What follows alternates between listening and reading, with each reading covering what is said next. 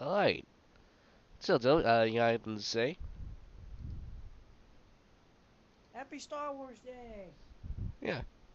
Hey, boy. Hey, Joe. Look over you. It's a, What? it's a group of sea otters. Sea otters. Look at them. Look how peaceful they are. I'm gonna say don't do a tuners, but I was gonna say, should we do a whole sentence about otters? No. Look at them! Look how cute they are! Look at that guy. He's just sitting on a little tube. And that guy just lay on that walk. Scratching himself. Anyway, ladies and gentlemen, welcome to the Don't Say So. We got good two hosts here.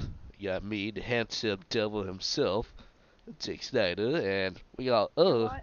The sea otter cam's still on. and the issue is I did. Nothing. There's no issue. I just didn't know if that's what you wanted to start off with. well, since YouTube happened to recommend me a live stream of sea otters, I think it's only fitting that we start with live stream of sea otters. Okay, that's fair. That's fair. But sorry if I sneeze or sound sick because I am.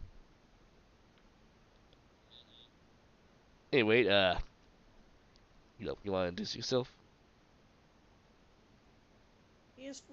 PS4 gamer 178 or Joe. Just am still. Happy Star Wars Day, everybody. Yep. Anyway, Sorry if names. you hear clicking. I'm using my 2DS. It's from the button. I gotta fix that. Yeah. Anyway, you see, today's May 4th, also known as May the 4th. It's May just, the 4th. it's the official Star Wars Day, and I thought, I thought it's always fun that we actually share some of our favorite Star Wars movies and games and shows, and also various of others because fan that we are. Oh, look at this little seal of And the I'll actually show off some of my physical games that I have. that too. I Like, mean, I'll show my camera well, if that's cool. hey, you can do it. Go ahead. I mean, I don't have a camera, so I can't do it for my own stuff. So we'll pretend I see. So I'm gonna claim that I'm a Star Wars fan, and Joe's gonna show some stuff, and I'm gonna just say yeah, that's what I have too. Anyway, Get all my Star Wars games out.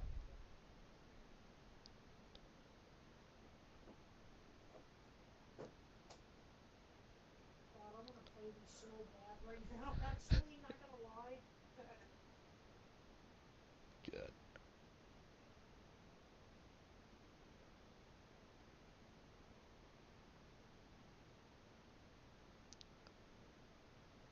Hello. Yeah, I'm still here. All right, Okay. Sorry, it was a little too quiet. it's quiet. All right, now also is this. We're gonna say goodbye to the Zeros for right now. We'll be back with them, and also that guy right there is taking a little nap. All right, let's actually get this done. Alright, you see here, we got a tier list that I made of many games, movies, and shows I could think of that I personally want to see at least.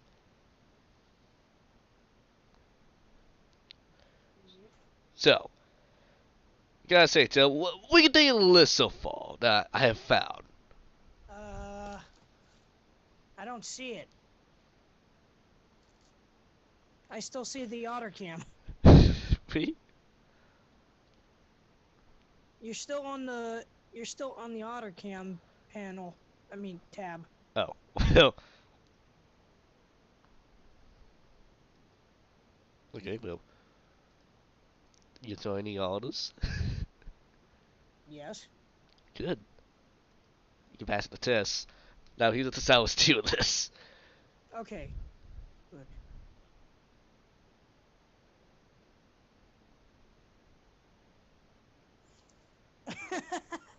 The Senate. I I mean, am the Senate. well, of course. I mean, the best. Only for the Oh, best. good. You got the Clone Wars 2003 on there. Good, good, good. I was actually going to show that off. Good. You know, I think I have like 3 or 4 Star Wars properties known as Star Wars the Clone Wars on here that I Yeah, bet you you got the 2008 movie that I actually saw in theaters that I don't remember much of, see. except that Jabba the Hutt has a kid for some reason. The show was better. Yeah. Anyway, I don't really hear right now. Alright. Actually, you know what? I'll probably say this episode. You know what? What's a really good name for the worst thing? The worst. What the worst thing you think of for Star Wars? Uh, um, no. You know what? I'm I I don't know why. That's the first thing that popped into my head. okay. Well, no, will be for the second worst. Okay, wait. No, no, is it gonna be for the second worst? Yeah, I would say second worst. I did this. I did this the Okay, worst. what's gonna be for the lowest of the low? Uh, what could be the worst fate that could happen? Uh, Uh, unlimited power? I don't know. It's got to be something Star Wars themed. Wait, the top should be unlimited power. wait, because Well, I mean, if you want, or maybe we could just we could put that for A. We could put that for A instead. And for D, change D to Dewey. Dewey. Sorry, it has to be done.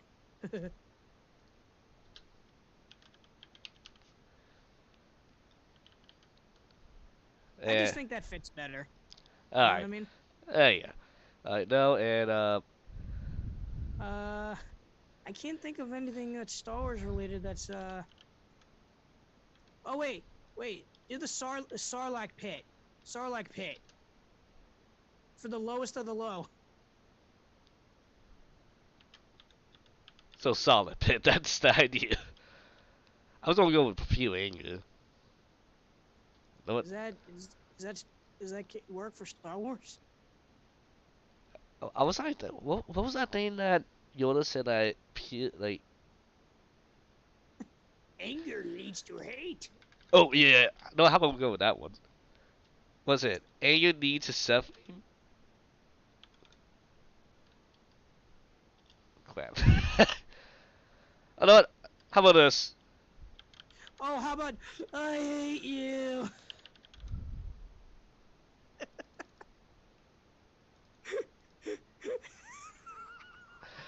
You know, for a moment, I'm about to say Wilson the King in your life, but just go with that.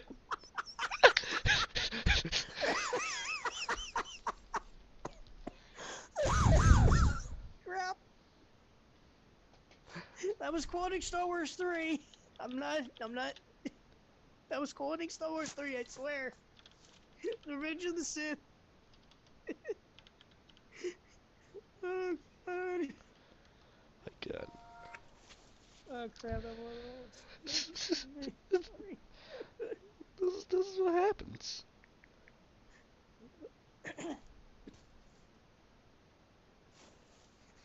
Okay. Alright, give me one moment. Alright, good.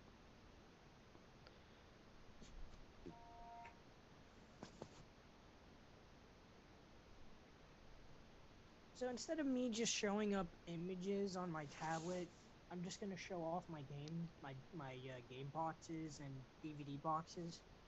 If that's cool. So, hey, you wanna go? Do that. Go ahead. Alright, maybe I just. just feel like that saves our time.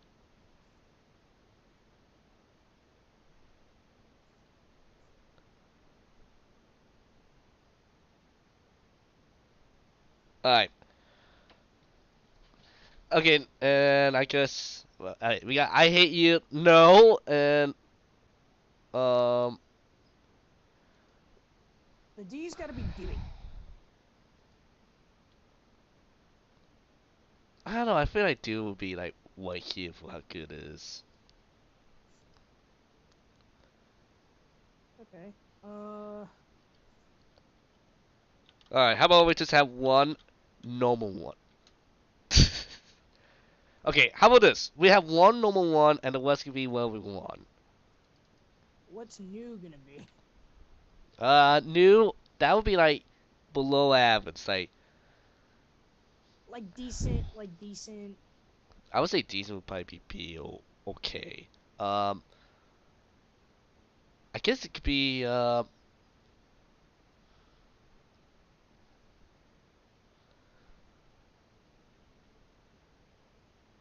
there's no time.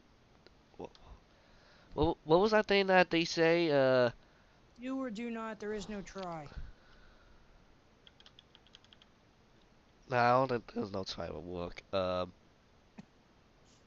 I like how you don't. I like how you put Lego Star Wars 3 and the complete saga. I mean, I had to get them all. Though I can't do the new one because I guarantee Neil was playing it, and I can't wait Faust playing it for that one. So let's And 3PO can punch things, which is weird. so and Tsatsa can lose his tongue as a weapon. So R2 can hit things with a wrench. yeah. All right. I also really like how you have Jedi power battles down there. I I I have that. I'm getting that off my shelf. I knew you had it, so I had to put that in there. All right. All right. Let's get this quick before we lose time. We So could what do you be. want to start with?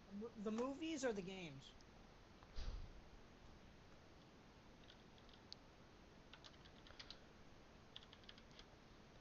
I guess we can go any order we want. I guess we'll start with the movies to make that easier. And before we do, what would we say would be good? What comes to mind as good? Not great, just good. Uh,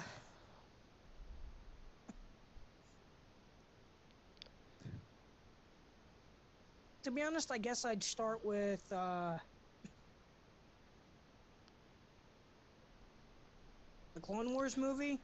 Oh no, I mean like tell me what do you think would be an example of something good in Star Wars? Well, like what's we would place the thing above average?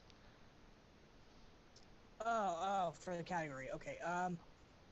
Let me think. Do you want to do a quote or? Uh, things are quick. Like what the first thing come in your head? Uh, Uh, oh God, I'm trying to think of one.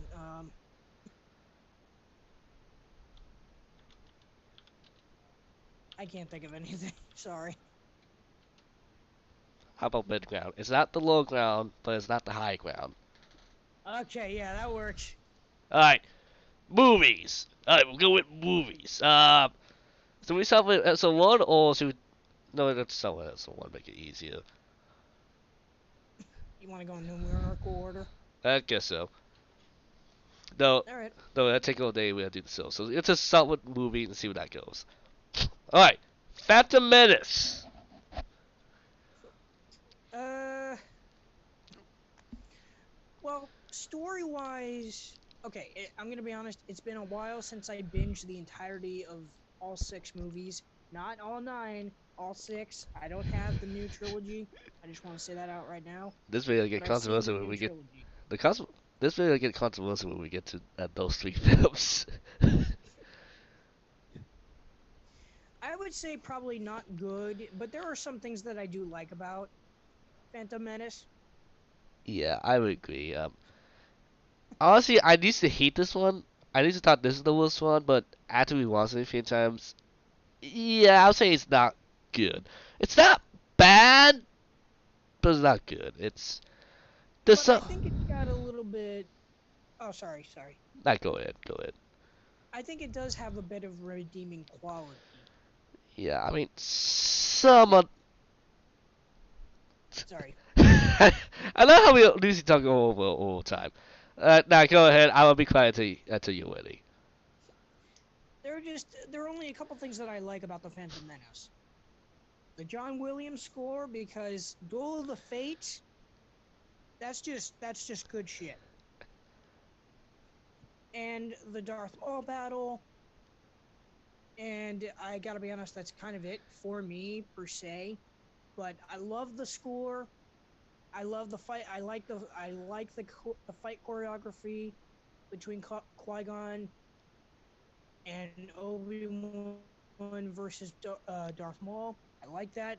I feel like that's where the fight choreography started to get better throughout the series. Started to, if that makes sense, because there are other fight scenes and stuff.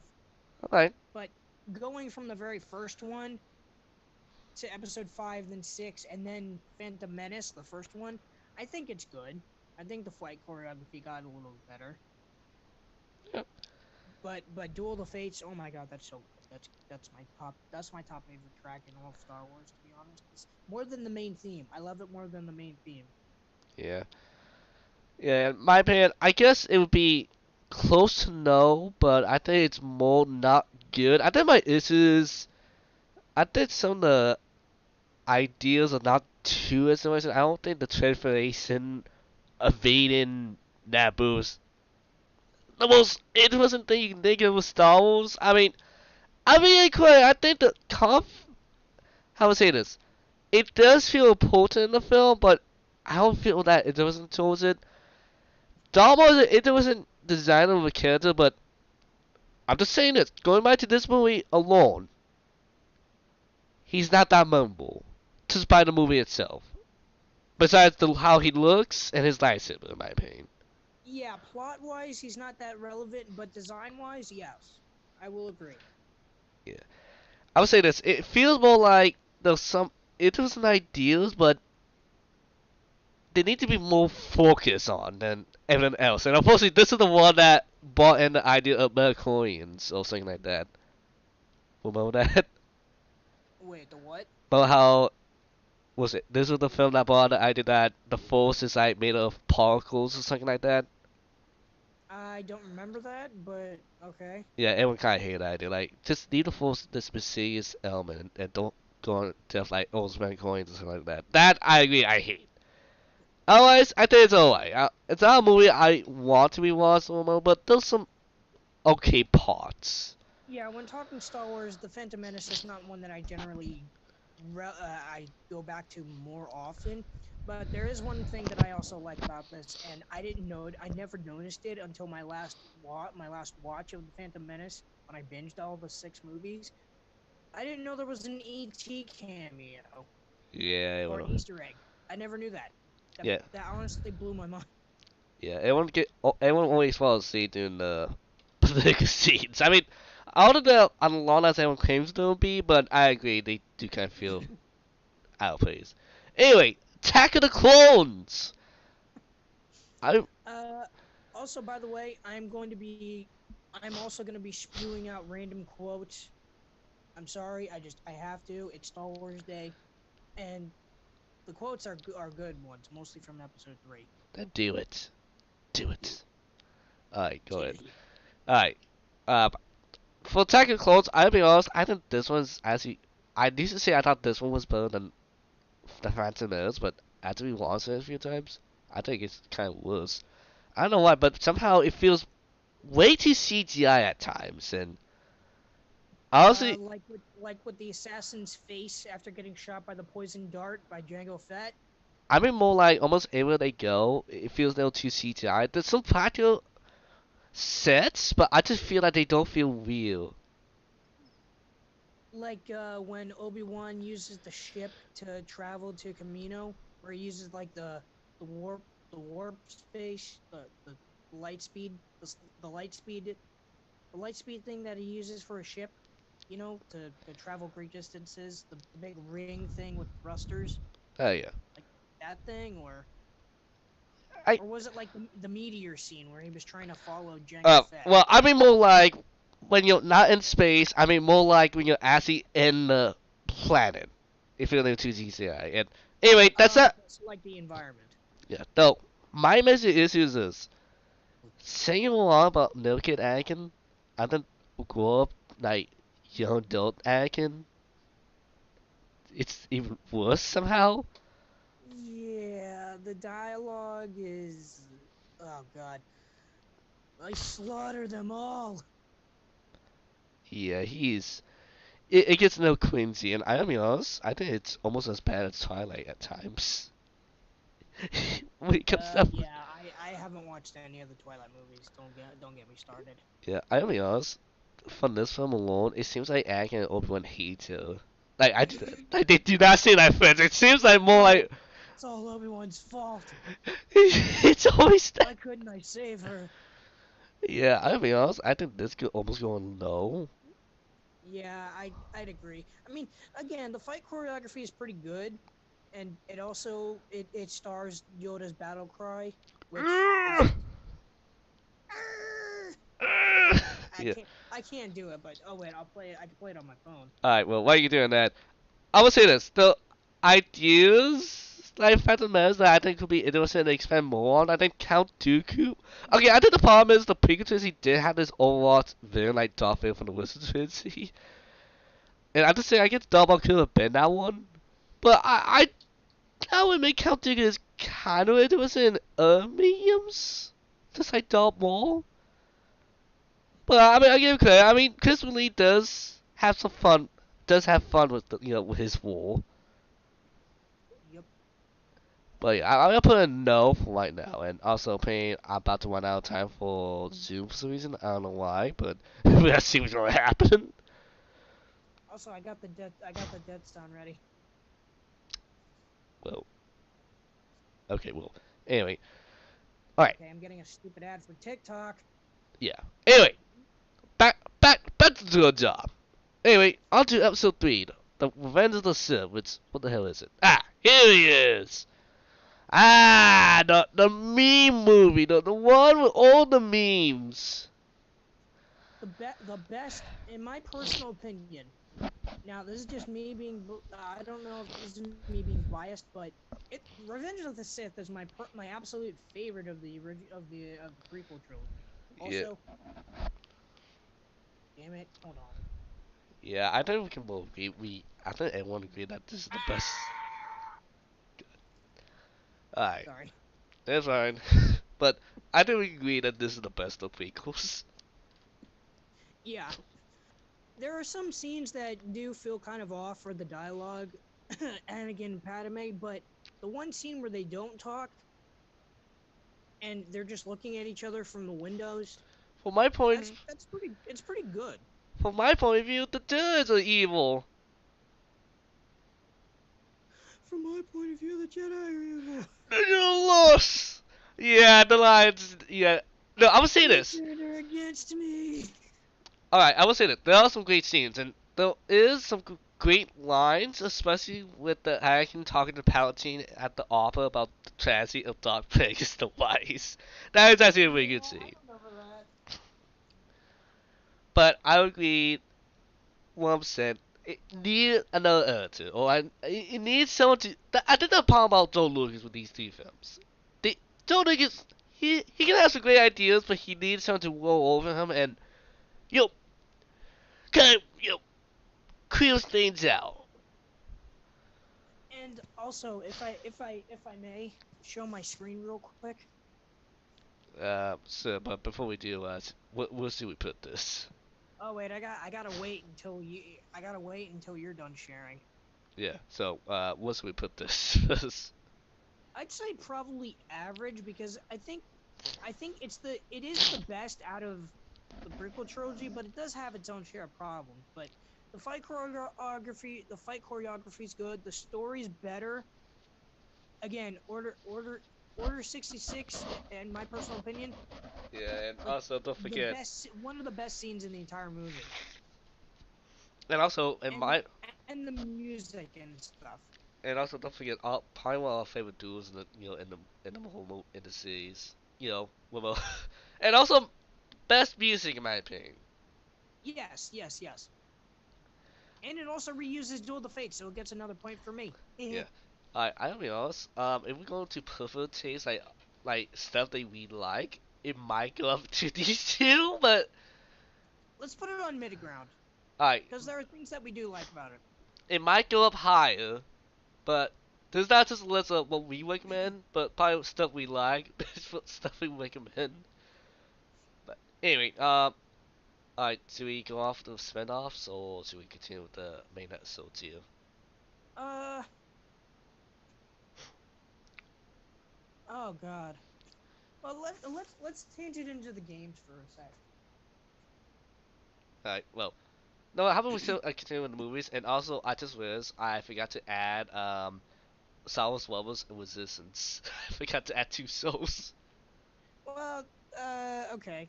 Alright, I was saying. You can add it if you want to. I honestly, personally, haven't watched it myself, so I'm not really too familiar with its lore. Yeah, I would say this. I'm gonna say it for later when we talk about the Clone Wars, but I'm gonna say this. I think Levels will be a not good, and Resistance will be a no. Though that wouldn't be. There's some great episodes in Levels, some way fantastic episodes, but the very few of them, and honestly, it feels like the whole show is a bit stepped down. Not only for the Clone Wars, but in quite. I don't know why. Just the animation just seems kind of cheaper and story-wise way weaker. But anyway, we speak more about those when we get there. How about we talk about How what about was we it? talk about maybe well, Oh, you can choose one first if you want to. oh, Oh, Rogue One. Yeah, that's a good one. yeah. Well, I okay. I'm just gonna state this out right now. I have not seen Solo. I I didn't feel like watching it. I Um, seen well I seen it and I can say you didn't really miss too much. It's not. I mean I think I know what put that I one. liked Rogue One. It had an interesting premise, and it also had the hallway scene, the Yeah, dreaded hallway scene, the which Doppel hallway my scene. personal favorite scene in the entirety of Rogue One. Yeah, there's that ones. Because you get to finally see this looming threat of how powerful he is. Like, You mean Doppel?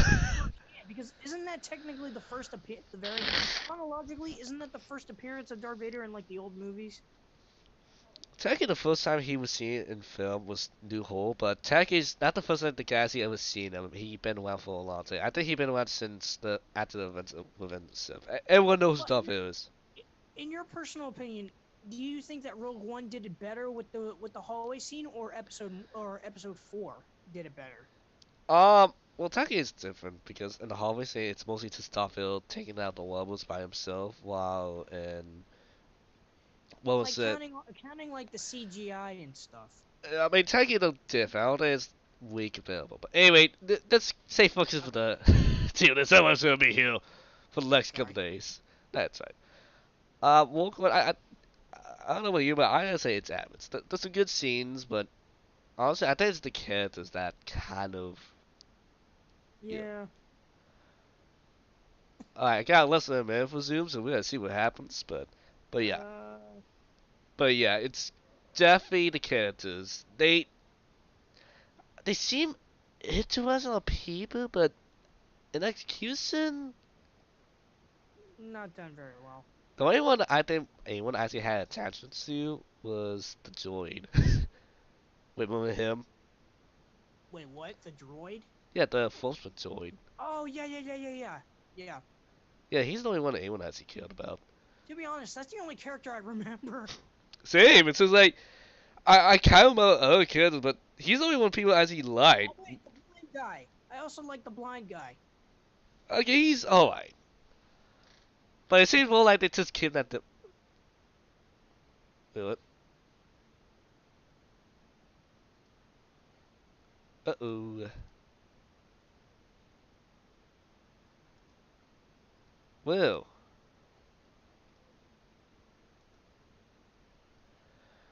well, guys. Zoom. This is why I'm not a big fan of Zoom sometimes. Alright, give me a second, guys. Alright, yeah, I need to fight Tail again.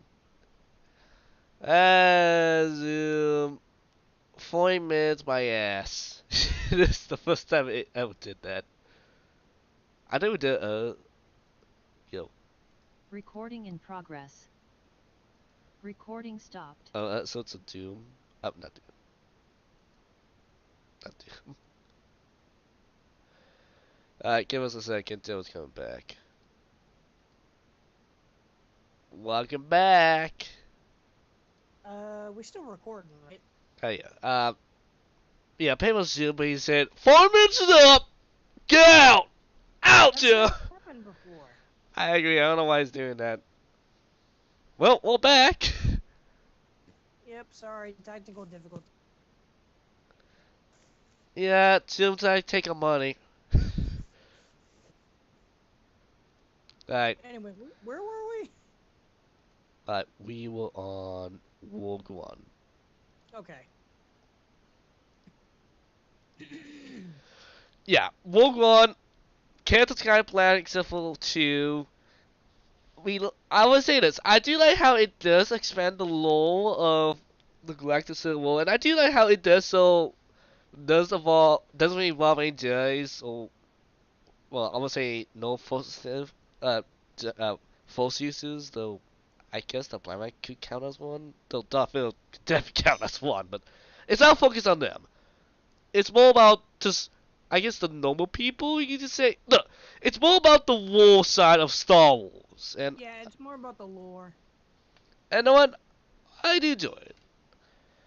Plus, I would say this, once again, it's the first 2 acts that definitely slow and kind of was possible to film, but the last half does make it up. It does become, actually way watchable and actually entertaining by the end. This guy stuck through it up to that point. And I guess you could add the characters and dying by Darth Vader would have been nice, but anyway, besides that, Rogue One, I say average.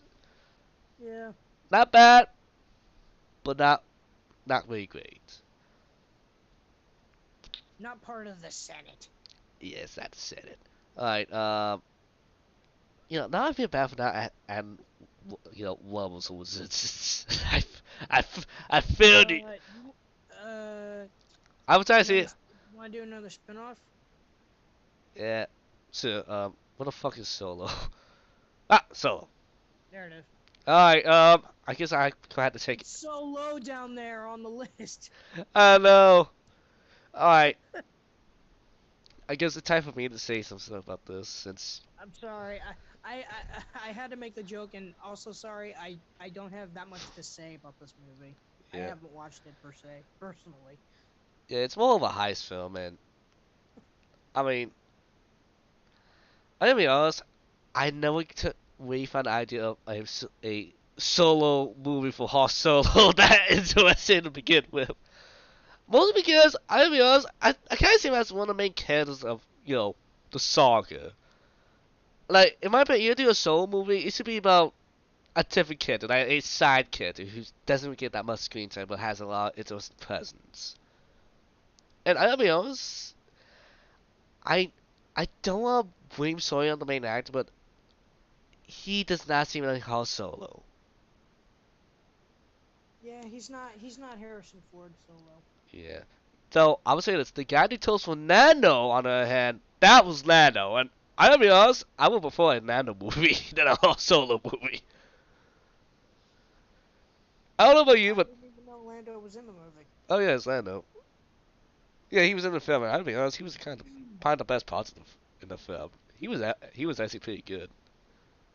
And then, I would prefer a Nando movie. Nando would have been awesome.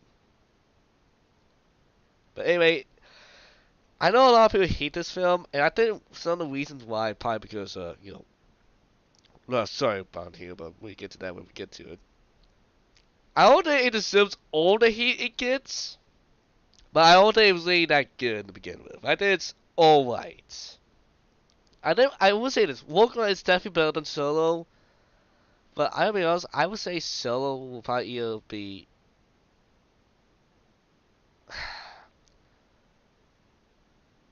Honestly, I feel like I want to move Phantom Menace up to Avids and put Solo down here.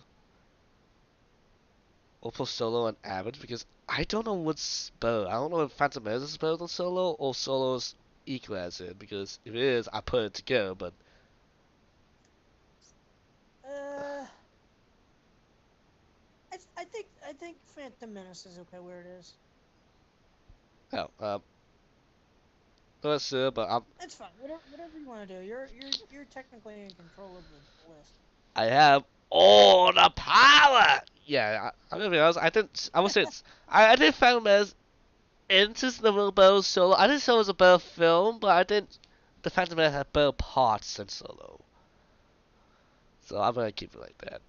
All right, let's get back to the main series. All right, the first one, the one that started us all, Star Wars.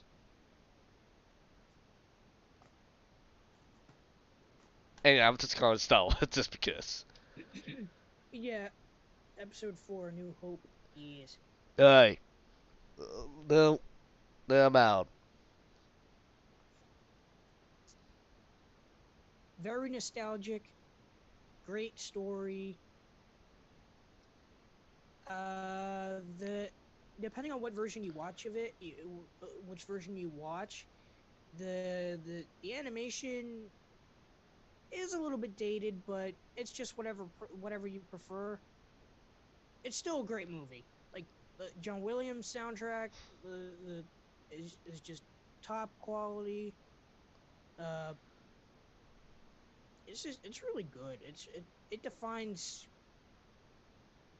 It's one of my. It defines. Well, I wouldn't say it defines sci-fi, but it's a really good sci-fi movie. Yeah, I was saying this. I wouldn't say it's that special, but I think what it does, it takes the basic story, it does the best job it can. I mean, honest, even when we watch this film, I would say it's my least favorite of the Wizard trilogy. But I'm not saying it's a bad movie. No, it's still a great movie. And still, Yeah. I mean, look, the movie is from 1977. Yeah, it doesn't look like it's from the 70s. I would say it aged pretty Yeah. well. And they filmed it in an actual desert. That's saying something. Yeah, because no one ever filmed in a desert before. No, I just find that to be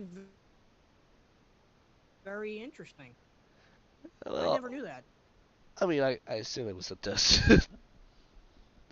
Well, I would say this. Well, I would definitely say the budget and everything else, it's going to be protected by it, and it definitely opened the, opened the world of a galaxy far, far away. Now, for the movie started as a tribute to all those sci-fi stories up to that point, then it became its own, grew to this massive monster that we see here today. But I'll be Mm-hmm. honest, I might put it, I'm gonna put it in the Senate for right now. I'm not saying, once again, it's a great film. And look, Mm-hmm. if you come into it expecting that it's gonna be the greatest film of all time, Lovely. Uh, okay. sorry, I'll be right back. My dog is barking. Well, while he's doing that, let me just say one quick thing about New Hope. Look, if you come to the movie expecting that it's gonna be pretty much the greatest story of all time, no, it doesn't have that great of a story. It just takes the basic, story elements and just does them in the best way possible. I guess that's the best way I can say it. No, I just find the whole everything around it just done excellent. The first effects, story, characters. You take all the basic elements and just put them in the best way possible. So yeah, I'm gonna understand it because mostly it's one of the landmark movies. Like it was the movie that made movies, and I don't mean like Star Wars movies. I mean more like that movie inspired us. It inspired a whole generation. So yes, I didn't even honestly. I think I enjoy watching within the set more than New Hope, but New Hope deserves the Senate just by what it does to everything. Now, I feel like I should wait for Joe, but at the same time, we got a lot of stuff to go through, and we almost passed the hour mark. So, we gotta pick up the pace here. So, I see. What's Empire Strike Back? Ah, here it is. Alright, I'm gonna get to 1 minute. If it doesn't get here in time, we're gonna continue without him.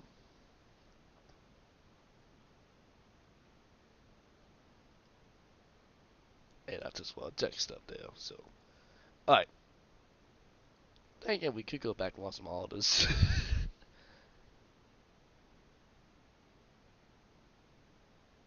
No, guys, let's take a second.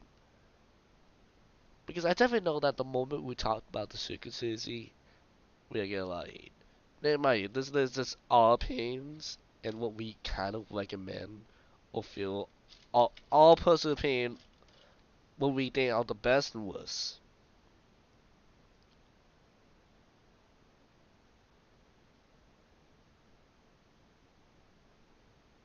Honestly,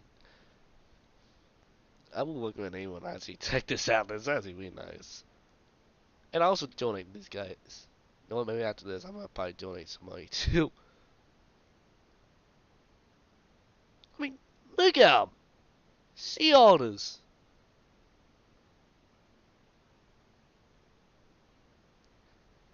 I made a stream talking about us just making a tier list for Star Wars, and now it's somehow it ends up being a stream about sea otters.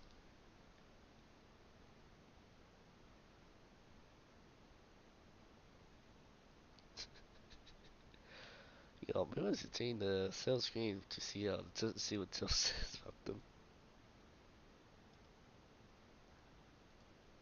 You know what? Yeah, that's what we're gonna do.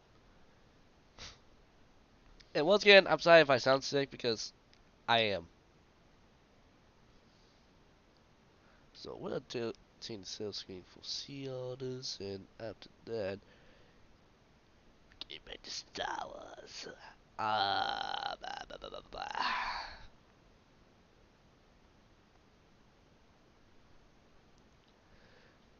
No one. I know we've been talking about spin-off movies, but I think we should talk about this.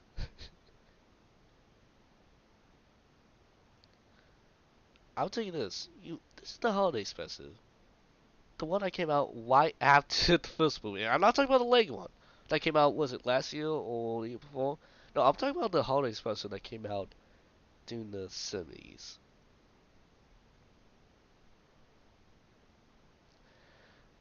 You wanna know what this one belongs to? Right here. It belongs right on the bottom. Out of the anything was itself the Disney. It deserves that. It deserves the bottom.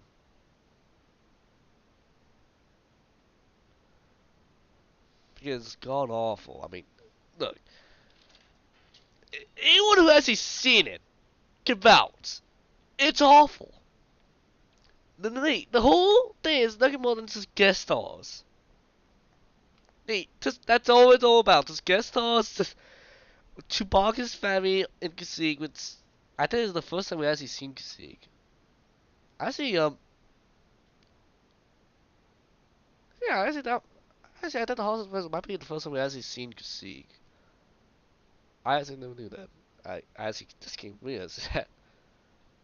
Well, and also it also well known as being the first time we actually seen Boba Fett. But anyway, besides those, even the animation is not really that good. And knowing that, my voice cracked. Once again, I'm kind of sick. It's just once again guest stars, random things happening on screen. Like the main characters of the special is really Chewbacca's family, who yes, basically talk in the Wookiee speech or whatever it is, non-stop. So it's just a bunch of large Bigfoots warring at all times. That's the special right there, and them doing random shit. Like you got Baby Chewie playing with toys and watching videos. You got Itchy, who, yeah, that's the name of Chewbacca's dad, watching porn. I'm not joking, man. I piss it is porn. And the most uncommon stormtroopers out there. And also, by the way, right before the special begins, it does do like some of the kids that say, from the movies, we got Mark Hamill as Luke Skywalker. Here's the Ford. Oh, Solo. But also, it was like only in it during the last half in Luke. I know it's Mark Hamill, but I don't think it doesn't look like Mark Hamill. You know what? Don't get you. This one got so.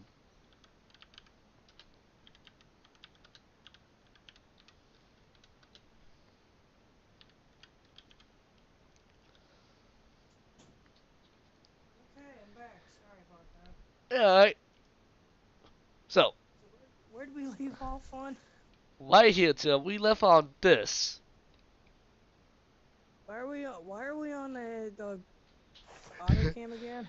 Oh, I thought you needed some artists. I thought we need to calm down for a moment, so we need to see some sea artists. Okay. You join the artists? Are we still talking about the original trilogy? Yes. No, I mean, I just got done talking about the holiday special. Oh yeah, I haven't seen it. I don't. Good. I don't care. This is where it belongs. I will tell you this. This is the worst thing in Star Wars. Nothing's gonna be on this side of it. We might get some more stuff right before, in front of it, but there's not gonna be anything behind it. Okay. To be honest, the way that the logo was, I thought that it was just another poster for the original movie. The way the font was. Yep. God, Han Solo's face. That's Luke.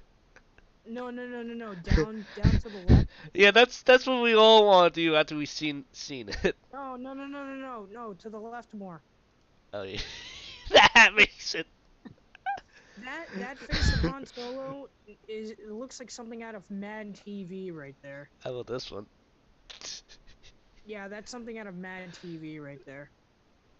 Chewbacca looks okay. Yeah. What the heck? Is that real? Yeah. What the heck? Holiday special, man. The holiday special. God. Okay, moving on. Need us say more. Today this is supposed about Wookiees and Chewbacca's dad looking at porn. Really? I mean, they never say it's not porn, but it definitely seems like porn, and he definitely seems excited about it. I don't know. I don't speak Wookiee. All that I know is Itchy. Yeah, that's his name. His dad. Chewbacca's dad's name Itchy. That doesn't even make any sense. Alright. I will say that later. Alright. Anyway. Now that we got past the set, let's talk about some gold here. What was it? Empire Strike Back. The continuation of the basic formula that the first movie used to show Luke's journey as a character, like character growth. I think it's the best of the trilogy, in my opinion. Same. Of the original trilogy. I mean, the stakes got higher. A lot of plot twists were shown well that I think still lives up to this day. Like the way that the build-up is. I think it still works.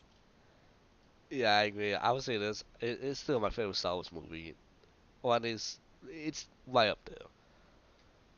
And look, pretty much it expands the lore, expand on the idea of the Force, explore the conflict, and well, I mean explore the conflict. I mean it really does so. Hey, they're by it. They can actually sit down. They didn't take on the galaxy with ease. No, they can actually become a actual threat. And they made this. This is the movie where famous the heroes lose. Mm-hmm. Well, like several times. Which sounds like a spoiler, but yeah. they always lose. And one night, you find out playing it was an idea, and as he really showed Darth Vader as this unstoppable threat. Like this is the one that actually made Darth Vader that iconic villain that we all know him by. And plus his sort of final boss encounter in Fallen Order. Yeah. Well, I think that one's actually spoiled my more by Rogue One, but yeah, the fearsome, terrified Darth Vader that's this one. Yeah. Honestly, I don't think there was a much anything that actually stands out with me saying it's bad. And before anyone saying it, yes, I'm well the idea of Luke and Leia kissing in that movie, but in my view, that there were no plans that they were gonna be brother and sister at that point. Yeah. But I mean, hey, I guess for Alabama, you got your incest kiss right here. Mm. Sorry, I just had to say that. Oh, that's cool. Yeah, I mean, there goes all our viewership from Alabama now. But Wait, yeah, what? I just made a joke about Alabama. Okay. But anyway, but besides that, it's time to end off the Wizard Trilogy with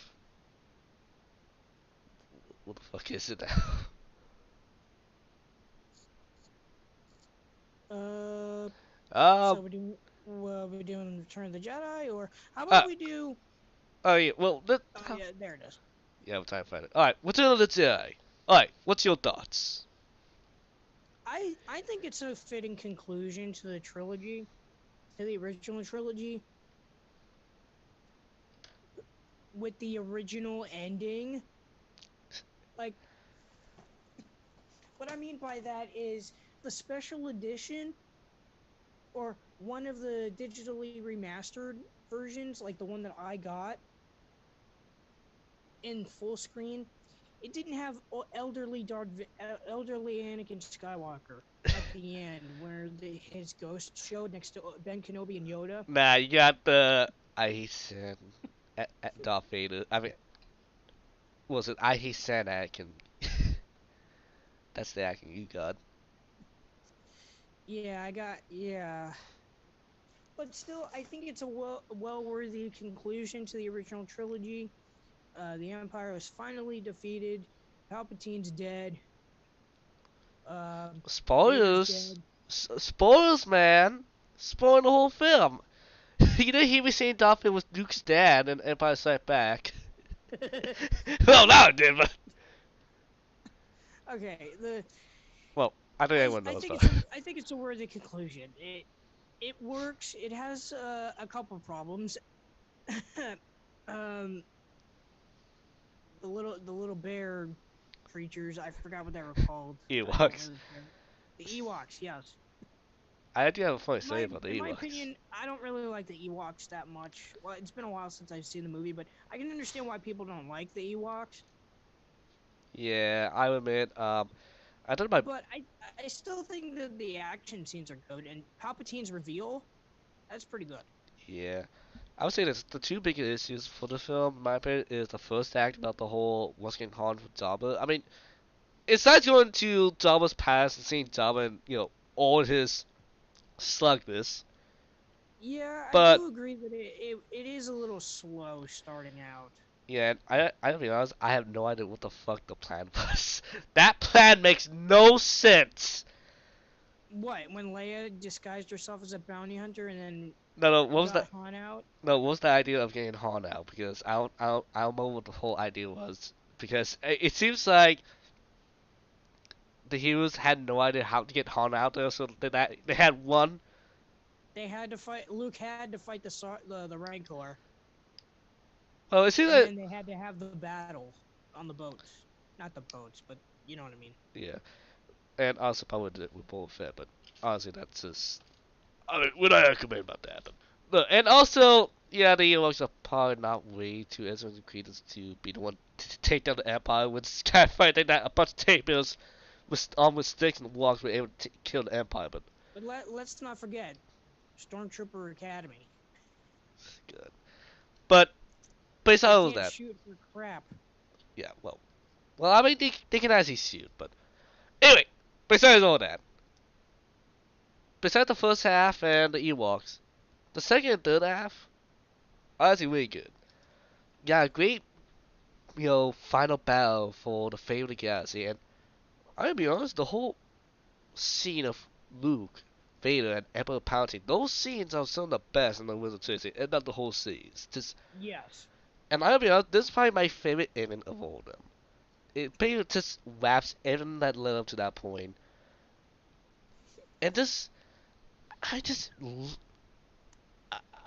I, I know Joe just said it away, but once again, just the Emperor, this one guy we heard very little, but then we heard rumors of what he was, and well, at least rumors or seen that this is the big boss of the Empire, that the guy who even Darth Vader had to answer to, and we finally get to see him in all his glory, his attitude, and yeah, yes, and all his old man sinister things and power.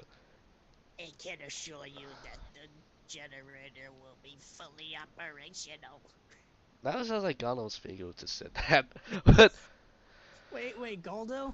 Gollum, Oh, but Gollum. Sorry. yeah, but Bless us. yeah. But once again, I'll be honest, I I often debate myself which one do I prefer more, Empire Strikes Back or Return of the Jedi. I think Empire I Strikes think Back. I think the third act of Return of the Jedi is the best one. Yeah, The but second and third act, but personally, I still prefer Empire Strikes Back, same. I think like Empire in Strikes. its entirety. Yeah, I think Empire has a stronger presence throughout. Return of the Jedi has a fantastic second and third act, or at least the third act. First act definitely is the weakest part. So it's close. And the conclusion. That too. Alright. So we go over to Secret Trilogy, or should we just start going back with the games themselves? Uh, let's go to the games and shows. I don't Alright. think I'm ready to hit the new trilogy yet. Oh boy. Alright, here they, I'll be honest, I forgot the reason why I added Knights of the Old Republic, since I don't think Neil one of us has he played this game. So we have, Isn't that an MMO? no, that's the Old Republic. This is the RPG.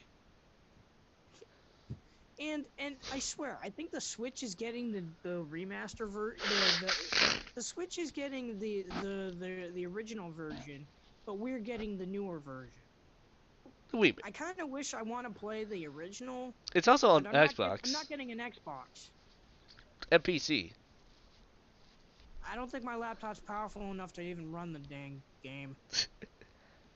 Oh man, computer, you need more power. You need unlimited power.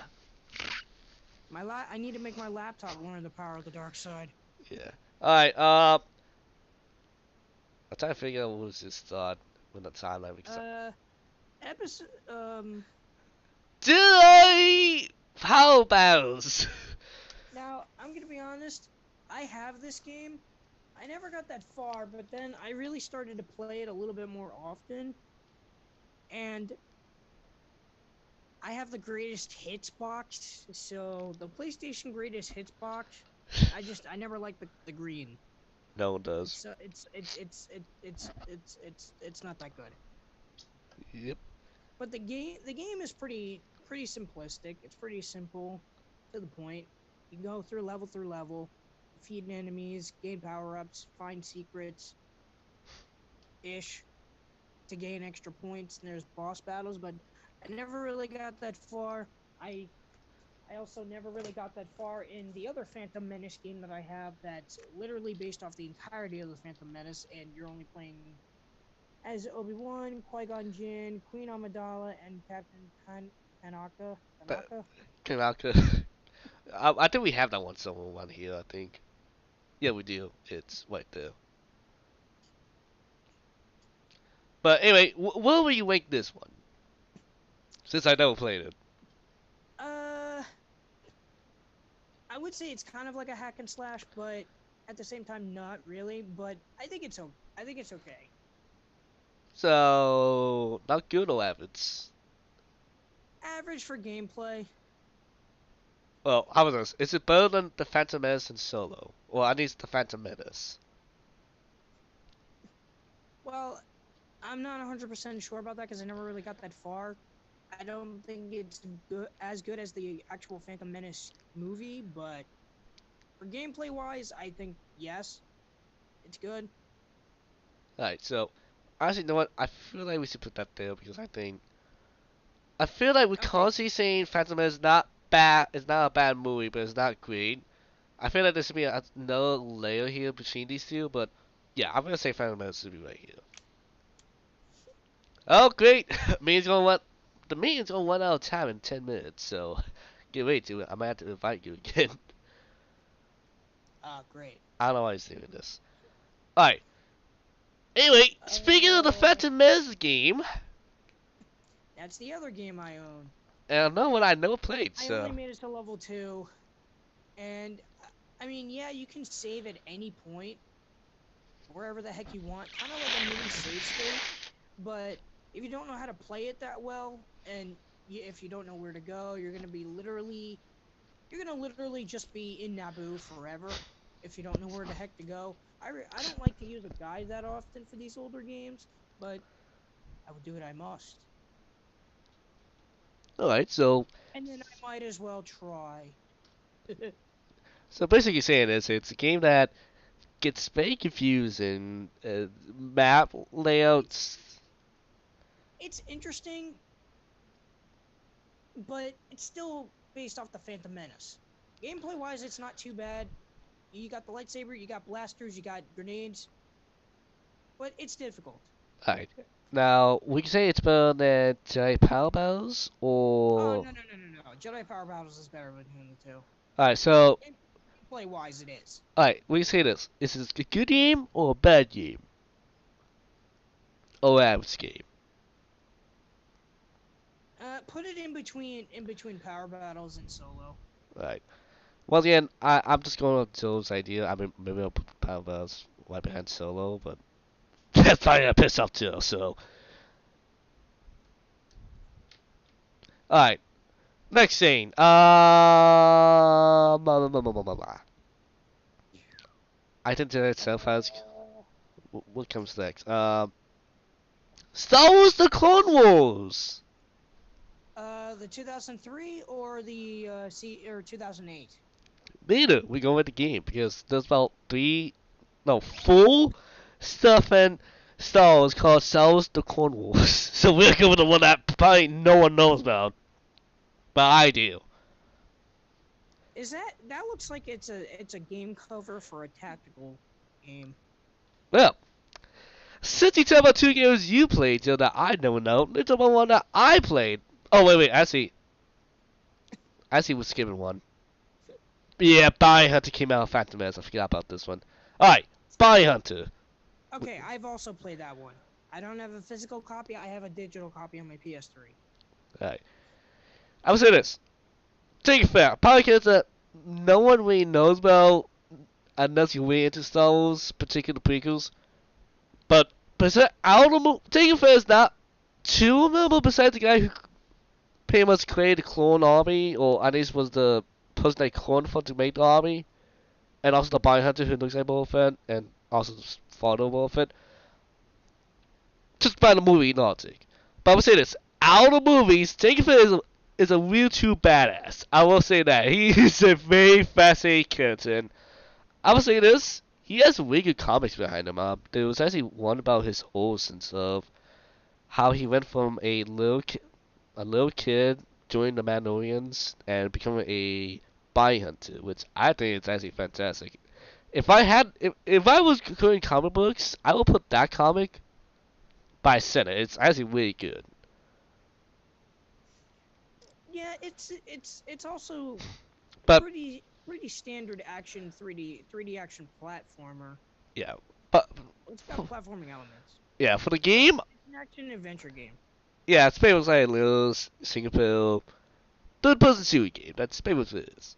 I mean, it's fun. It has some elements. I mean, you do get pretty much a whole bill full of gear to use. Though I gotta be honest, I think the best levels of the game are the first couple. Afterwards, the game gets fucking hard. Mostly because it's difficult to platform in this game. Oh my god, yeah. the level design, it's a little difficult to get through, but Yeah, and I'm not too sure about the difficulty curve, but it oh, has a live system for some reason. oh yeah, definitely could. Like, I would say this: when you get to the prison planet, that's where it gets hard. And I would say this: when you get to the Death Sick Factory, it's insane. Like Is that you, the one with all the conveyor belts? yes, no, Yes. no, Okay, I know not exactly what you're talking about. not early on in the game. No, it's later in the game. You come out of the jungle. Uh, I would say this: you play the game, you know what I'm talking about. Hmm. Only thing you know is that level is a pain in the ass. You gotta be able to fulfill everything to it. And then mind you this game has a life system. You Yeah. die 5 or 4 times, gotta restart the whole level. Yeah, and the checkpoints are kind of stingy. Yes. Oh, and also, there's also a low level in Tatooine. That's also a pain in the ass. I've never gotten that far, but oh god, it actually sounds terrifying. Yeah, because I got stuck in that level for years. Then mind you imagine in an open area where you gotta use your jetpack all the time. By the way, the jetpack can only fly for 5 seconds at most before it runs out. It does feel like 5 seconds, right? Yeah, it does. Okay, I'm glad I'm not the only one. And know that you have a bunch of Tusken Raiders who are all armed with sniper rifles who can take out quarter your health in one shot. Hmm. Oh, by the way, when they see you, you get knocked down. So imagine flying over cliffs and you get shot, you will fall down and die. The only thing that would make it better is if every time he gets shot, he'd make the his death cry in the Lego game. Wait, because When he dies. yeah, but I remember yeah, but I still remember the way his death scream is like, "Argh!" I just remember that every time he falls to his death. I don't know why, It but would have been. It kind of would have been better if it was like Sub-Zero from Mythologies. yeah, yeah. Now this one and Death Starfighter actually have some of my favorite X's, mostly because it's just like you got outtakes of I don't know the actors doing what the fuck it is, like some poo-poos. It's pretty funny. And also, it does include some graphic. It actually does include pages from the graphic novel from Open Season. Oh, cool! Like unlockables, so you can actually like look at the comic pages. Yeah, so you want to see the origins of Jango Fett becoming a badass? Go ahead, but it's not the incident that involves him killing a bunch of Jedi's with his bare hands. God damn it. Okay. All right, I would say this. I'd put it on average. Yeah, I would say average. I might put. I do enjoy the lot of great parts of the game, but I'm gonna be honest, that's difficult. Like that kicks my ass, and every time I want to replay the game, heck, Joe was actually talking to me earlier saying, "Hey, that game is on PS4. You know you can play it." I'm like, "Yes, I can," but then I will mow the discs at the Deathstick factory in Tatooine. I was, "Crap! I gotta replay those." No, I don't want to do those again. I've been through them once. I don't want to go again. I I might just for the heck of it. God. Good luck with that. Don't have faith. We gotta get some angry Jill videos This out of is the those. way. Yeah. Anyway, You want to do more games? so, you wanna pay to yourself up because I haven't. Nope. Uh, no what? Yeah.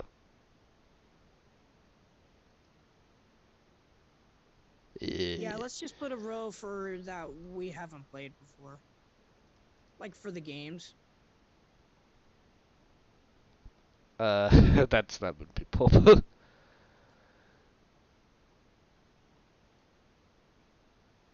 Well, now I'm fucking doing something now.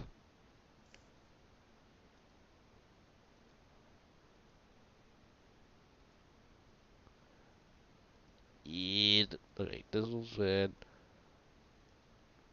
this motherfucker. Okay, yeah, yeah. No, no, no. That we could put the I hate you category on the bottom.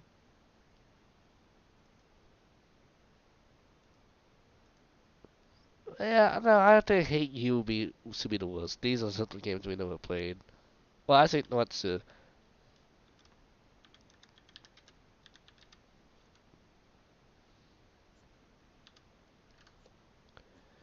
Uh, Alright, today's stuff I was going here. Never played the game. All that I know about it, besides, I mean, the only reason I added this to the list was because, one, I don't know if Joe play or not, and two, also No, I because, haven't. yeah, and also the other reason is,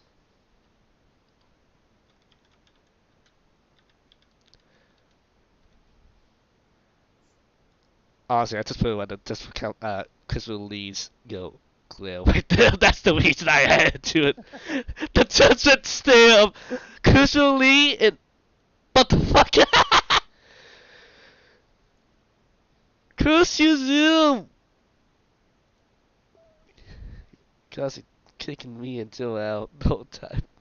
Recording in progress. No, I don't need to record this. Recording stopped. Alright! Give me a second, guys. We're doing this again.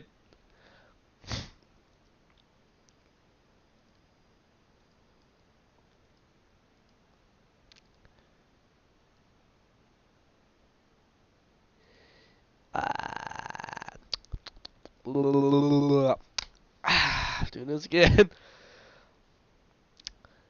Playing Christopher Lee and Christopher Lee and Samuel Jackson Stale was so great it kicked out Jill. Even he could not stand for it. Alright, let me check. See.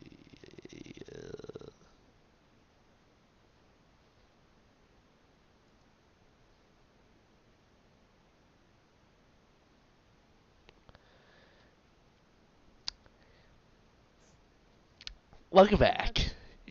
Yeah. Yeah, we gotta be careful with that. Alright. Okay, so yeah, long story short, neither of us have played Jedi Starfighter. Nope. I'm assuming it's like the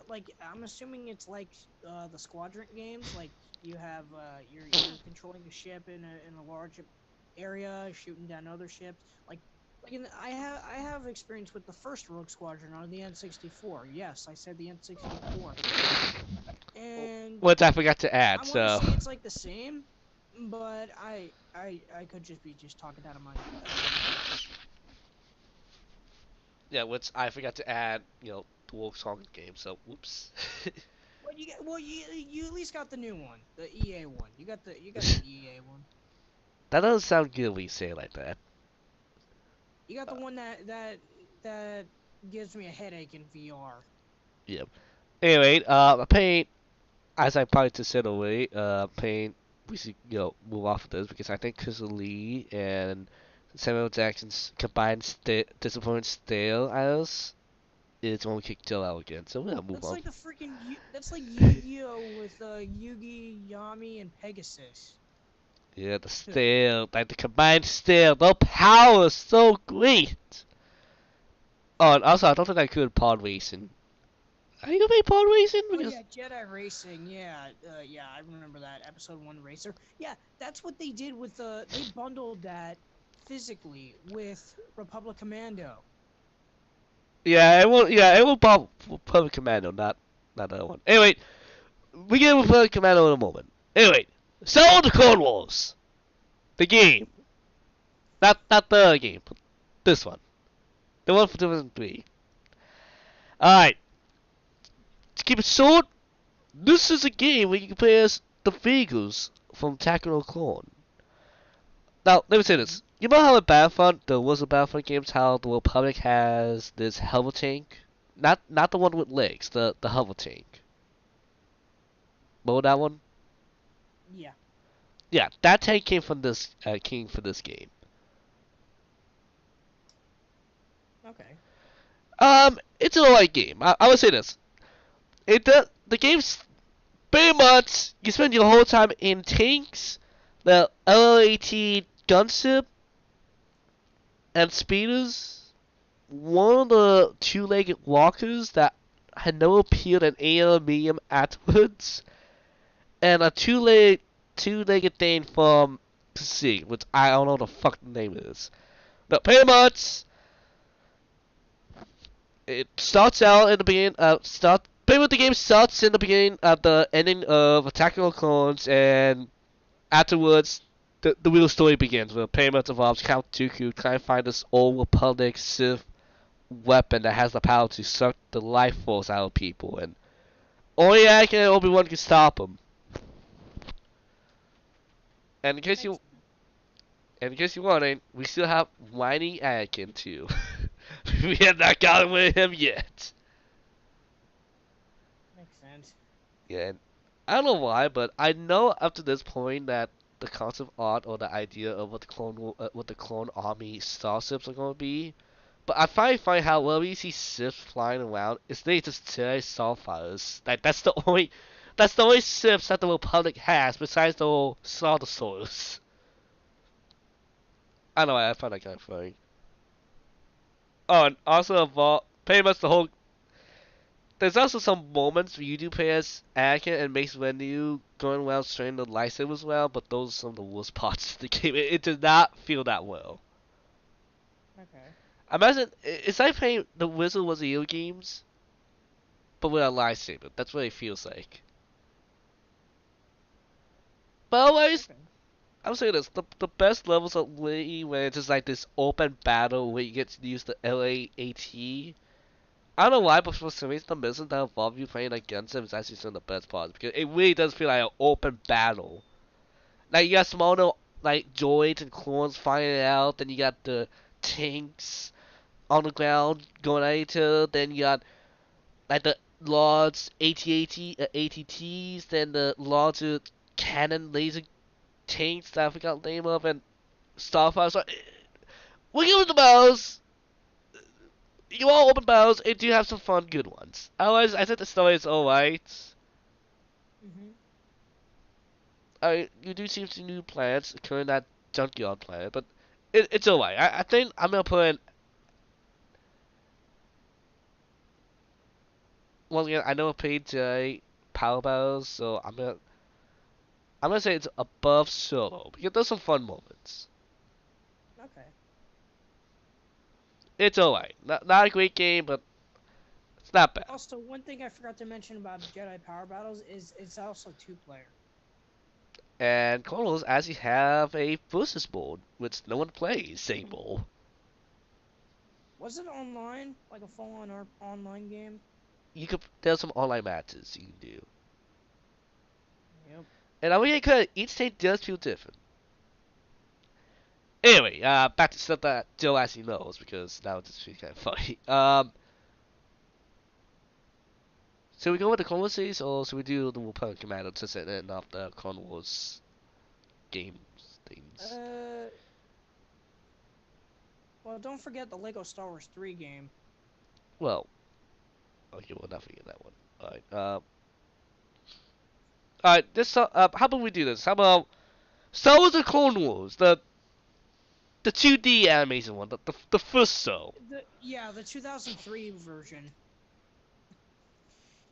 I think that this is really good. Like I always go back to these whenever I'm binging the prequel trilogy because it's set in between episode 2 and 3. I think it's really, really good. There were some animation hiccups, but for connecting the dots between episode 2 and 3, like the start of Anakin's descent into darkness, his visions that he has, and the introduction to Grievous, really, really good. Yep. I'd honestly put it on mid-ground. So what you're saying is, it's I hate you. No! I'm sorry, I just had to do that. But Jake knows what I'm talking about. You've seen these, right? Oh You've yeah. seen the Oh. Clone Wars? Oh yeah, I see what you mean. Sounds like they're fantastic. The animation is some of the best animation I've ever seen, and I would still say it's some of the best. And I would say For being 2D drawn animated, it's really good. speaking of which, it was actually made by the same studio who did Primal and Samuel L. Jack. Really? They Yeah. did Samurai Jack? Yeah. Oh my god, I see it now. Well, I would say this. It's pretty much you can really watch volume. It's pretty much made of 2 volumes. It's a micro series, and you can really just watch the whole thing within like 2.5 hours. Like and the time it takes you to watch one movie, you can watch the whole thing. And I'll be Yeah, honest, you can watch both volumes in the time it takes you to get through one of the movies, yeah. any of the movies. And I'll be honest right now, I'm putting it on Little Pal because it's fantastic. Nice. I mean, no, the only issue I will probably have is we still have whiny Anakin. I hate Sand. But otherwise, it's fantastic. Like some of the best action scenes. In my personal opinion, Anakin's not as whiny as he is in Attack of the Clones. I say just the voices. I always call him the whiner. The whiner Oh, Walker. okay, yeah, the voice. Yeah, I Whiner understand. Walker. That's his new name. Whiny Walker. Whiner Walker. Sky Whiner. Sky Whiner. Sky Whiner. Anyway, but all seriousness, Sky Whiner, he does a good story arc in the show. Especially the involve him against And again, Ventus. the introduction to Grievous in Volume 2. Yeah, Oh, wait, no, I'm sorry. At the end of Volume 1, but going into Volume 2. Yeah, Grievous in the show. You always see him in the movies. He didn't seem that interesting, but in this show, and I don't mean that the other Clone Wars series. No, I mean this one. He's a full-fledged badass. Like he is actually terrifying. Trained by Count Dooku. Which I think Christopher Lee probably voiced in the series. I could be wrong. I probably need to check that. Yeah. But yeah, I think you're right. yeah. I think the only negative thing besides Skywiner is you gotta be wishing that it was longer because I mean I wish it would have gone longer because it's the fantastic. It's some of the best stories from the prequels from the early 2000s. Best animation, fight scenes. It's really just well done. Anyway, Yeah, I always look forward to going back to these. great. To both Clone Wars Volume 1 and 2 from 2003, and these originally aired on Cartoon Network, but each part was at least like maybe 2 to 3 minutes long. Every single scene. Yeah, I think. But I think. the format that they did it on DVD, it's literally like hours worth, a full on movie length worth. Yeah, I think Volume 2 changes it up to being like 10 minutes and 9 minutes. Really, I felt like both volumes were at least an hour. Well, no, I mean. Oh, you mean individually? Okay. Oh, yeah. Anyway, we'll play Commando, a game that I played but still haven't.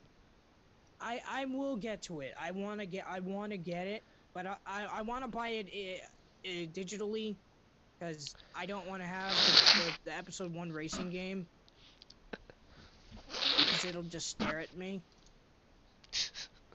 Yeah. As I look at it on my game shelf, I can't. I want to get Republic Commandos digitally. Yeah, and you can get it on the Maybe feel PS4. better. I mean, you can get it on the PS4. Yes, because I'm not buying it. I don't have my PC is probably not strong enough to play it, and I'm not buying it in an original Xbox. Yeah.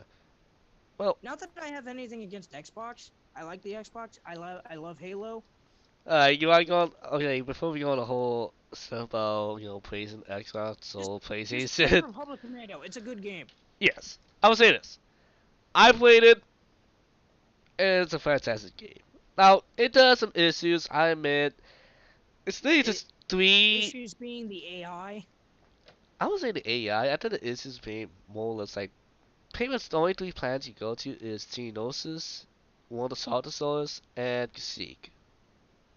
That's it. Wait, only 3 levels? Well, technically there's multiple. Technically, no planets are cut into 7 levels in missions, but Okay, but 3 primary locations, really?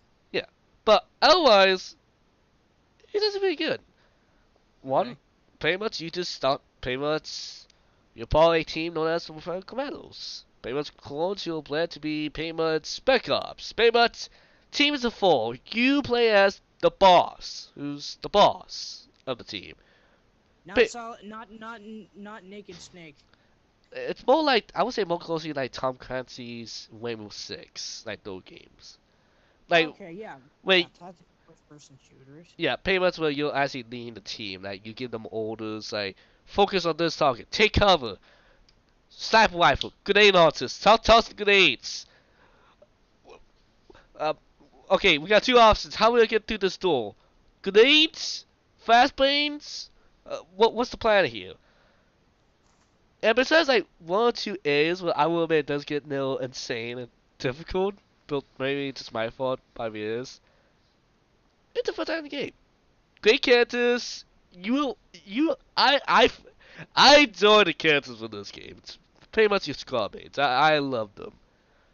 Mhm. And I mean, I'm I'm almost happy I didn't play when it first came out because if it did, I would be depressed right now because there will be no because there's still no sequels, no Rebellion Commandos 2 or Imperial Commandos out.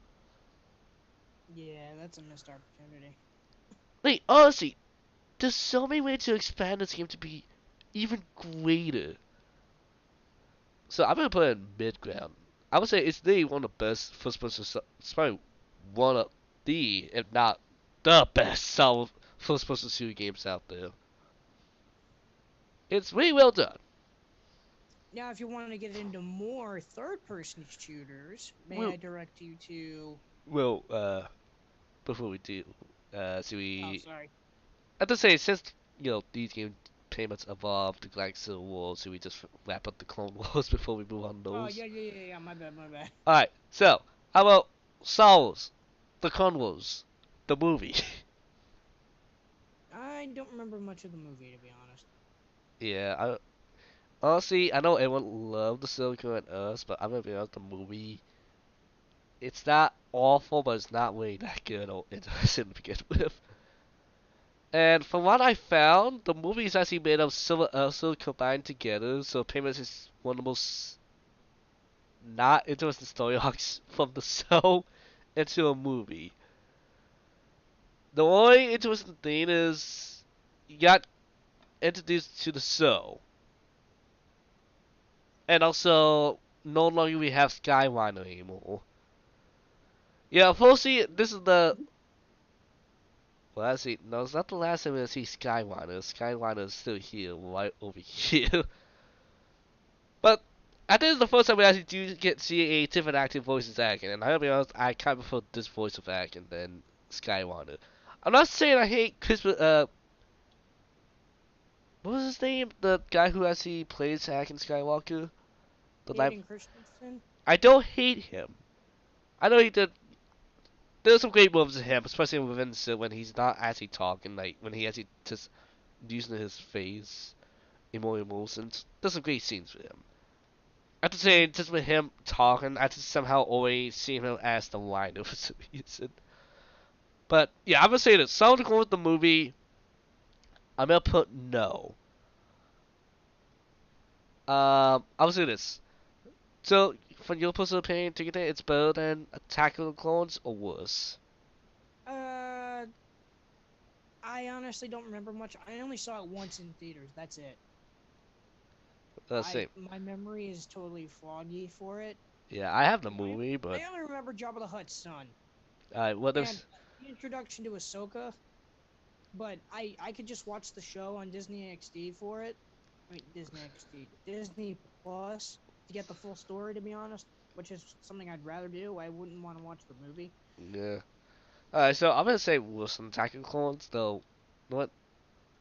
I don't know. I think the love story just got me. Look, even the poster itself just focused Anakin and Padme. So I'm gonna be honest. I'm gonna prefer this was an Anakin and Ahsoka than the love story wasn't a Twilight or almost as bad. Even Jesus himself can't save us with that one. Yeah. Which yes, I'm still saying Obi-Wan from Attack of the Clones still looks like Jesus. I mean, look at this here. Yep. Alright. Anyway, now on to Star Wars The Clone Wars. The show. The CGI one. The, The cast that got brought back for the Skywalker saga, the new Lego game. yes, and also been playing other shows. Both animation and live action. Yeah. So, you want me to say, you want me to, open, you want to go first, say your thoughts of the show? I haven't watched the entirety of the show. I've seen a bunch of a couple random episodes here and there on Cartoon Network when it was airing, and then I watched a little bit of it on Netflix, and then I stopped watching it, and then I kind of got back into it when season 7 was announced. Like I've seen the ending of season 6, and then when season 7 got aired on Disney Plus, I'm still trying to get through it. Season 8. But I still think that it's good. It's really good. It's got great Oh characters. wait, no. I mean, come on, Captain Rex, And Ahsoka. And Darth Maul. Ahsoka, and R2 versus Goldie. I mean, I would say that's my moment, but I would definitely say, in my opinion, this when they bought, you know, was it season 4? No, season 4.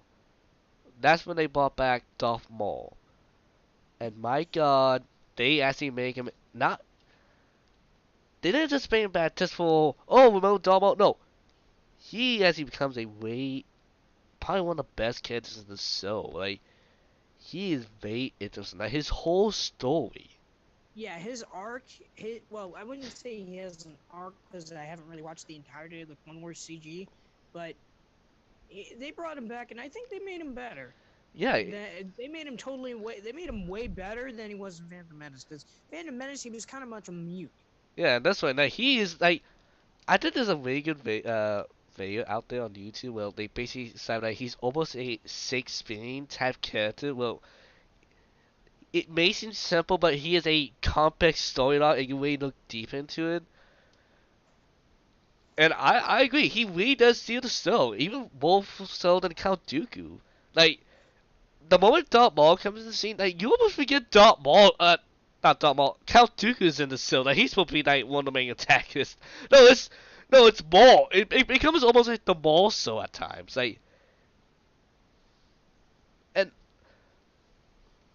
kind of picture the words, but, yeah, he does become, like, more active role, you know. Some of the best story arcs from the show basically involves Maul.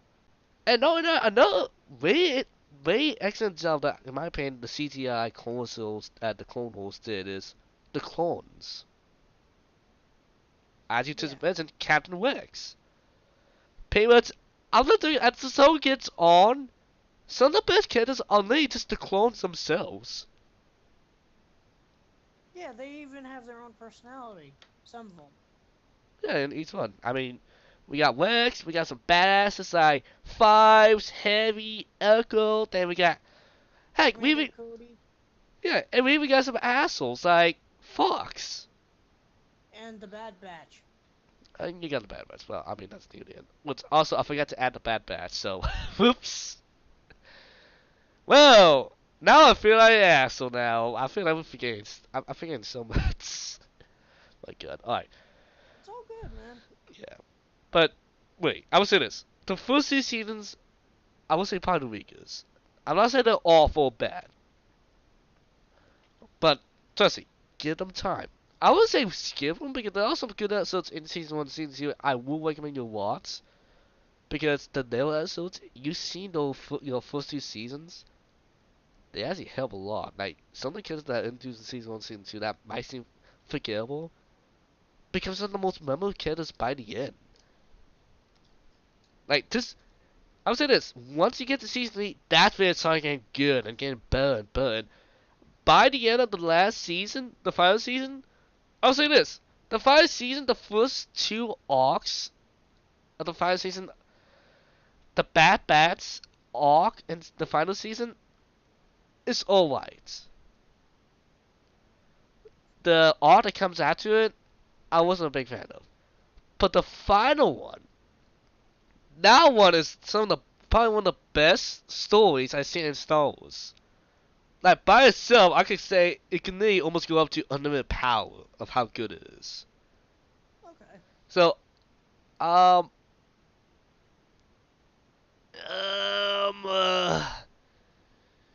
I don't know what's way I should go. You know what?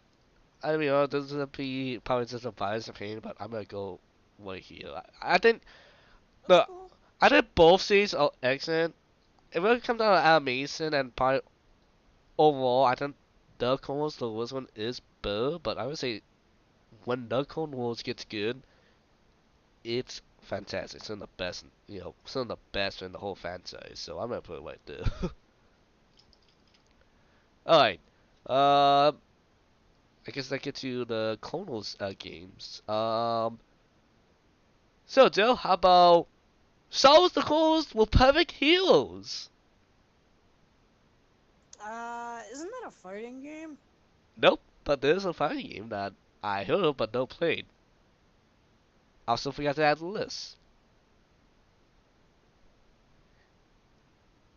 But I haven't really played that Star Wars game. yeah, I would say this. I have it was both a Wii and it was a game that was on the Wii, PS3, PSP, DS. It was pretty much one of the games that's. Let me just say this. You know how during the early 2010s, Cartoon Network, excuse me, how a lot of shows I always had a game or a game tied into them, Yeah. like Ben 10, Timberwolf Rex, all those shows. That's pretty much what this game feels like. It feels like a so tie-in game, but it's not. I can't really say Like it feel not really canon. not way. Honestly, it doesn't feel like a Star Wars game. It feels more like Cartoon Network tie-in game than anything else. I mean, those some fun levels here and there, but none of that actually outright makes me want to replay the game again. And the style just feel very cartoony, and it really does feel like some of the worst of season one and season two of the Clone Wars.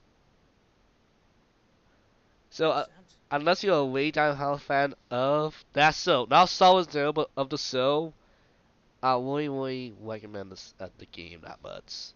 So I would say probably worse than Attack of the Clones because at least that one has a story that involves him, or at least feel impactful. This one, kind of, but it's not really that interesting to begin with.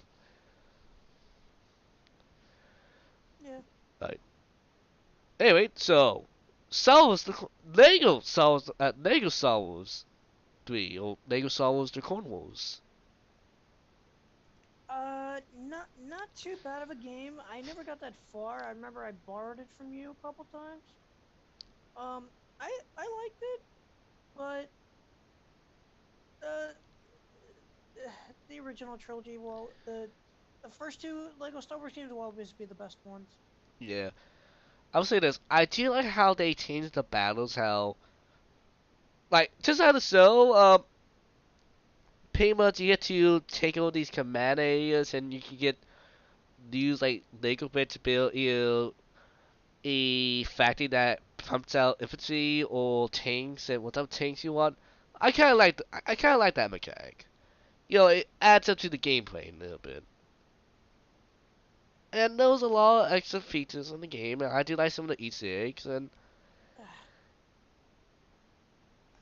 once again, it feels like it's kind of similar to the Clone Wars, but pretty much while it is connected to the CTI Clone Wars series, pretty much all the most on the just episodes from that. So it really just involves season one and season two, and Hmm. it does some good missions, but I can't say anything stands out. There are also improvements from the original, Lego Star Wars: The Complete Saga. Plus, I will say it does feel like improvements, not just graphically but gameplay wise, and I do like the variety of game mission types. But I think it lacks some of the charm that really made the Lego Star Wars game one of the most memorable Star Wars games out there. At least the one that actually I would say is one of my favorites. I'm not saying it's a bad game, but I don't know. I feel like it's one of those times where it feels like it's too connected to the show, but not only for the early seasons. So because that, everyone kind of forget this one. So I'm gonna say I don't know. I'm kind of mixed here. I don't know. Should I say it's better than Bounty Hunter or worse, or at least not as good? What do you think? Hmm. I mean, you think it's better than Bounty Hunter or? not as good. Like gameplay wise, I would prefer replaying this one, but at the same time I prefer Bounty Hunter story. I don't know. I feel hmm. You know what? I'm gonna put right here. I'm gonna put right here. There's some charm to it. It's not a bad game. There's some good parts. You can have fun with it. And you know what?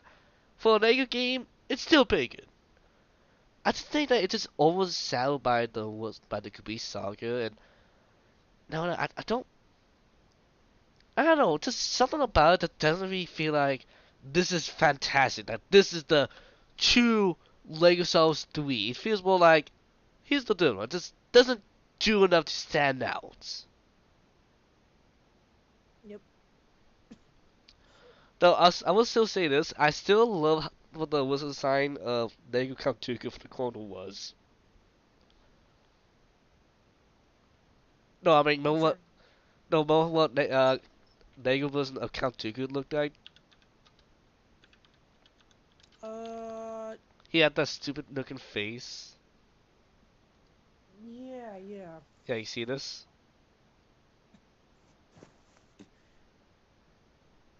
I remember. No, no, yeah, the one underneath it. One down, one down.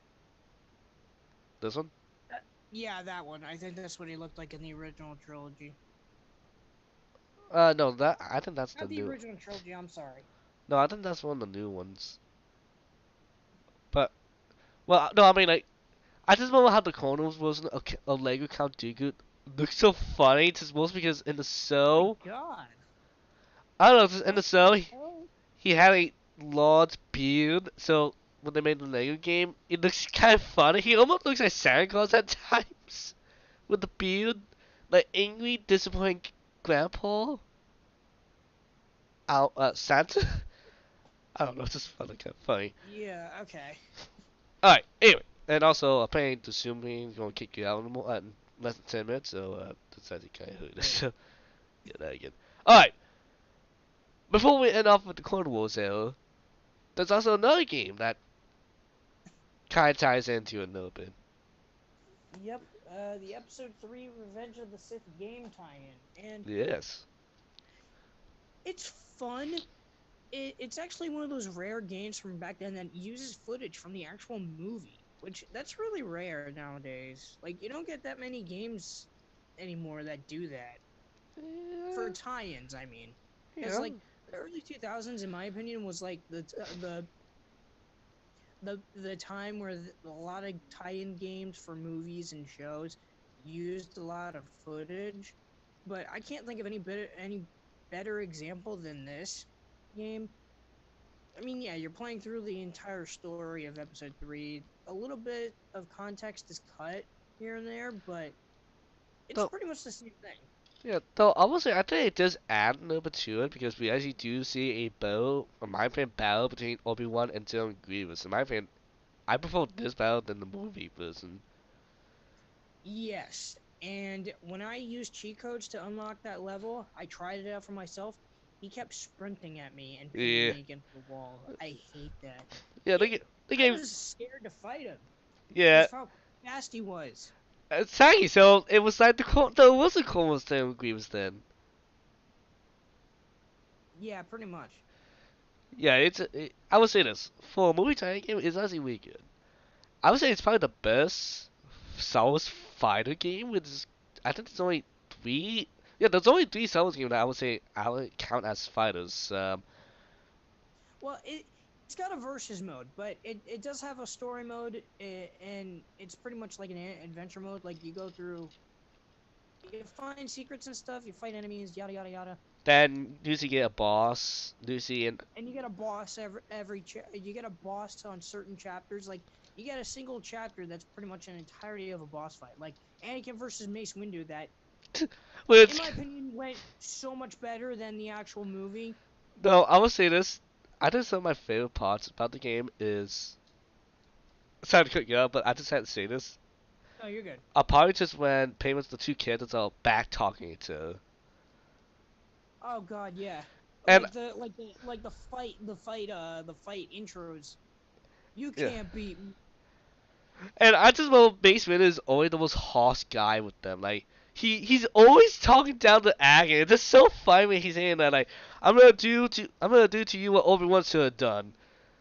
And I'm just thinking, jeez, Mace was hate Anakin. It's like he should have killed you as a kid. Well, I mean, Samuel Jackson did get his revenge. Mace Windu did get his revenge in the movie Jumper. Yeah, he did. You know what I'm talking about? Just watch the scene. Don't Look watch up the the movie. movie Jumper. No, look at the scene and you know what we're talking about. But yeah, I would say this is, in my opinion, the best. Well, actually, I would say my opinion, but I would say overall probably the best Star Wars fighting game out there. Like it has a pretty good, nice little combat, nice little Yeah, combat in it's it. got a good versus mode. Yeah, and And the combos and whatnot, combat system's pretty good. yeah. So I would say, honestly, I'm gonna say I think I kind of prefer Overworld One, and I'm gonna say what it adds to the story, I kind of like it. So tell me another game where you get to play as Anakin Skywalker going around killing a bunch of Jedi's during Order 66. Because I think this is the only game that actually allows you to do that. Yeah, I actually agree. I And also murder a bunch of politicians at Mustafar. Yep. The only way that this game would get the 10 out of 10 would be if you get to kill the youngins. Well, you don't literally get to kill the young. You don't literally kill the younglings, but It for would. Jedi kind of work. Hey, I would give you credit. The game would have the. I would give the game saying that that game has balls just for that, and I would give it 10 out of 10 just for that. I'm sorry, it just sounds kind of fucked when I say it out loud, but still, I mean, it would be kind of funny if it did. Alright, the end of the Clone Wars. Crap, what's it we could go after now?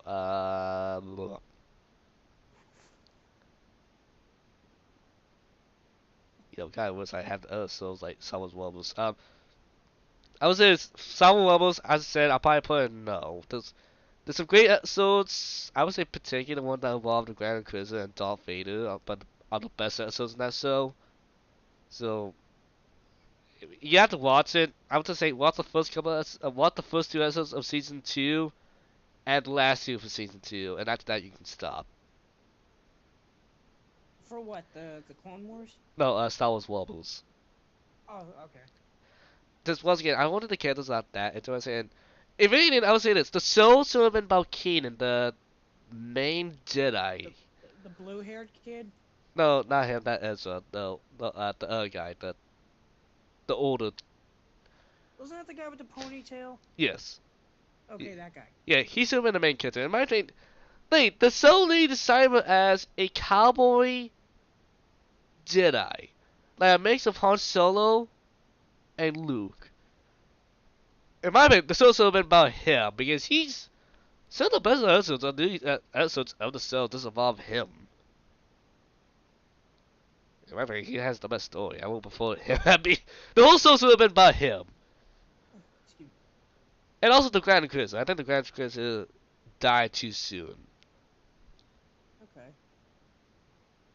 Yeah, it's also the show that first introduced the idea of Inquisitors. Oh, and also I will say this. The show also includes the death scene of Darth Maul, that the final death scene for him. Oh yeah, Darth Maul versus old Obi-Wan Kenobi. And I gotta say, I think that's the best ending you can ever give to Darth Maul. Obviously, that's also a good episode, except for Ezra's ending for most of the time. But cut Ezra out, just Darth Maul and Obi-Wan. That is actually way tensing, like the way it ends. Hmm. So yeah, it has a great part in it, but overall, I think it's like average or below average. So probably be above the Clone Wars movie. Okay. That's what I would put it. And Resistance will be back here. That's not really good still. I hate the animation in that one. Anyway,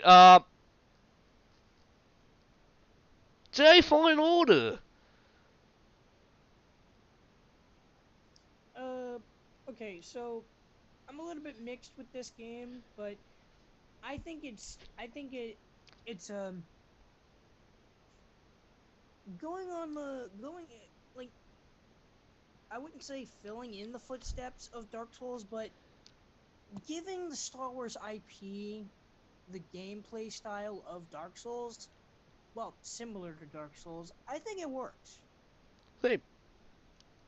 You know, like if you when you go to the meditation spot, you heal, but at the cost of respawning every single enemy within the area. It's And just like Dark Souls with the bonfires. yeah, now that when you do die, if you hang on to those spots, meditation spots, you would use all the XP you earned up to that point. Yeah,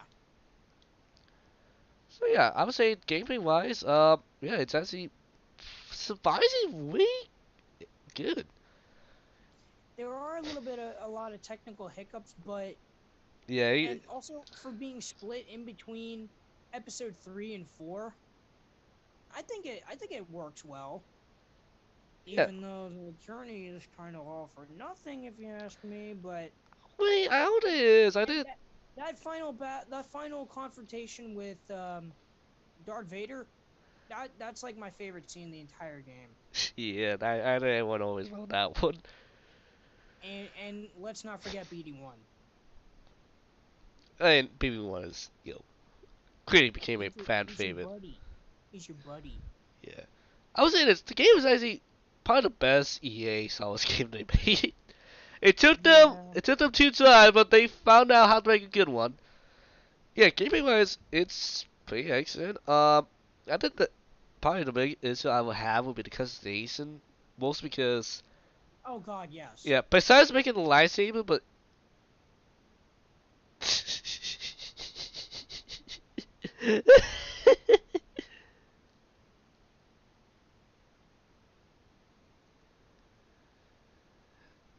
this one again. Recording in progress. No, I don't want. Recording stopped. Yo, Zoom never done this before, but now he's doing it to us again. Doing this to us. I don't know why. I have not used Zoom since February. Now he's doing this.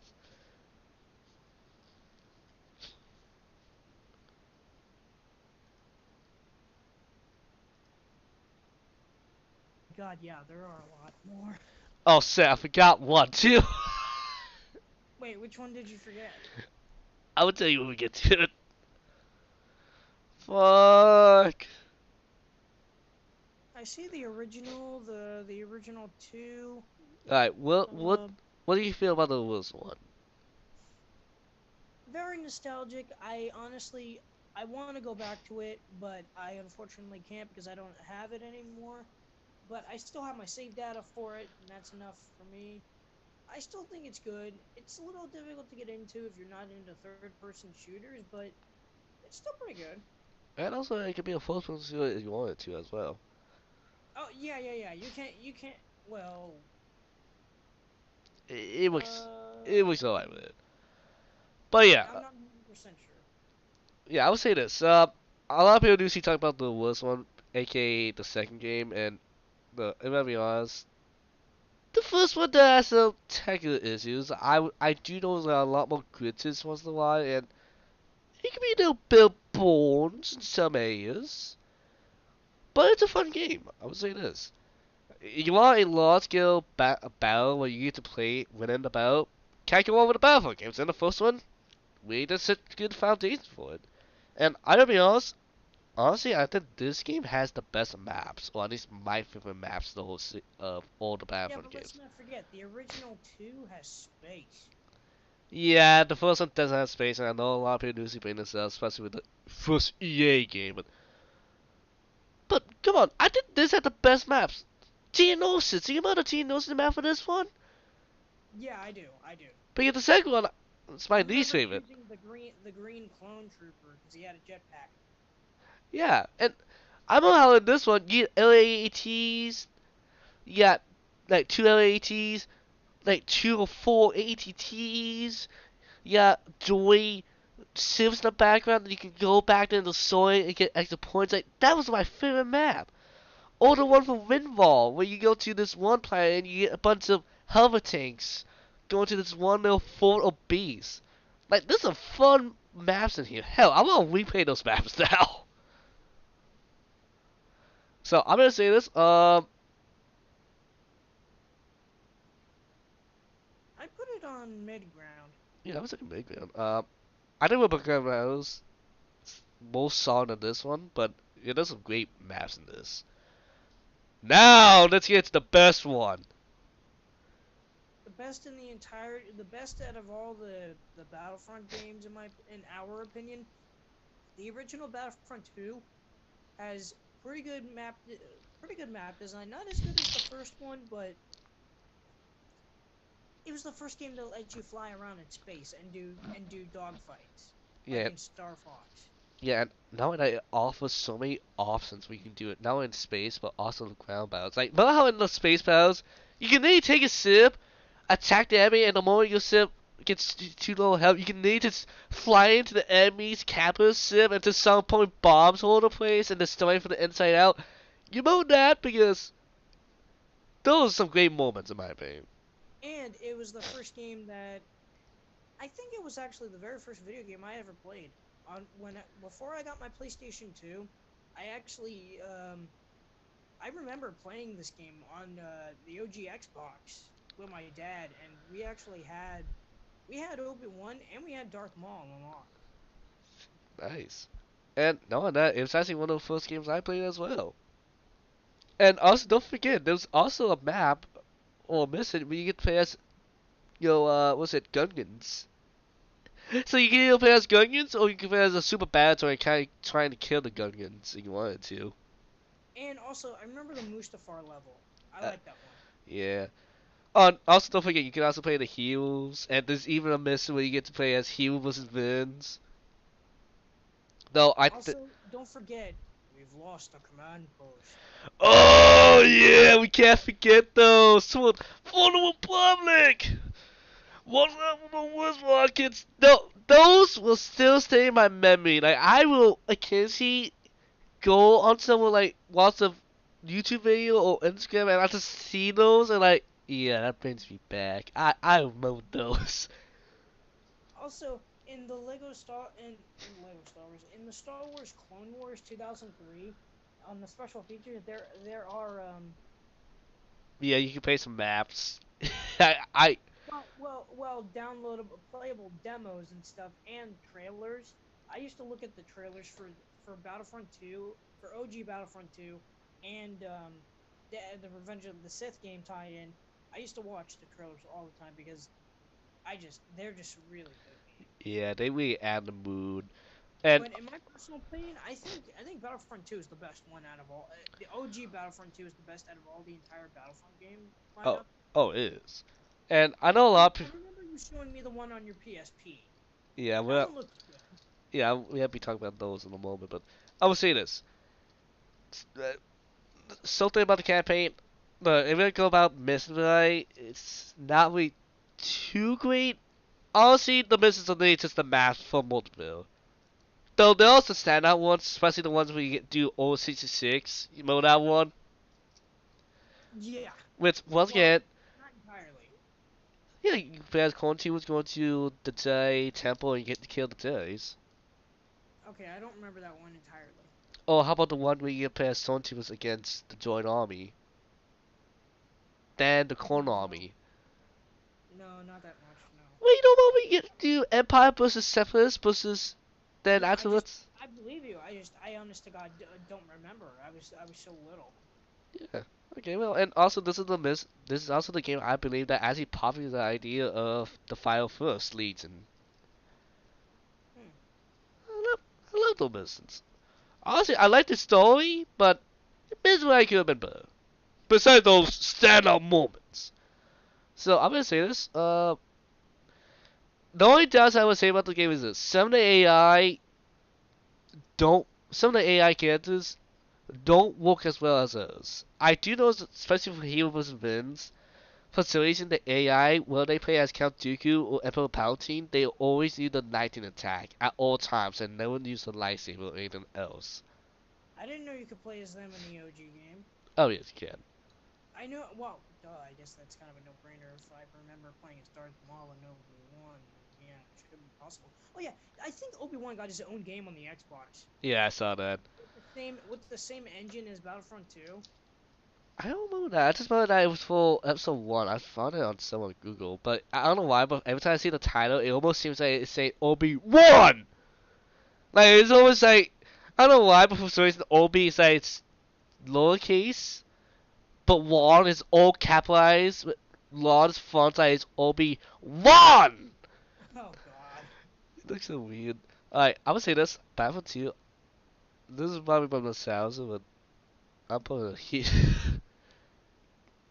I would say that the game is kind of dated right now. Like some of the AI characters and graphic, yeah. But it's still a game I can still play. You know what? I'll be honest, I can still go back and replay it again. It's still a fantastic game to play. And honestly, there's a lot of mods. Like if you own the PC version of this game, mods. Just about any mods you can think of. Like, you mean that old? Oh yeah, there's still mods to it. I think people have made mods for the signatures for it. Wow. Yeah, pretty much. And know what? You even get the idea version of a battle course on as a mod for this game. It looks fantastic. But anyway, all right.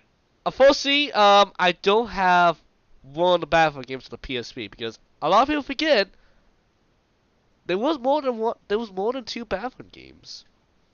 Well, it was once. Now I don't have this one, unfortunately, on the tier list. But I still want at least mention it at least, if you don't mind. I won't go into great details, but I just want to talk about it for a moment. Yeah. Crap. What was it called? Why not just put Star Wars Battlefront PSP?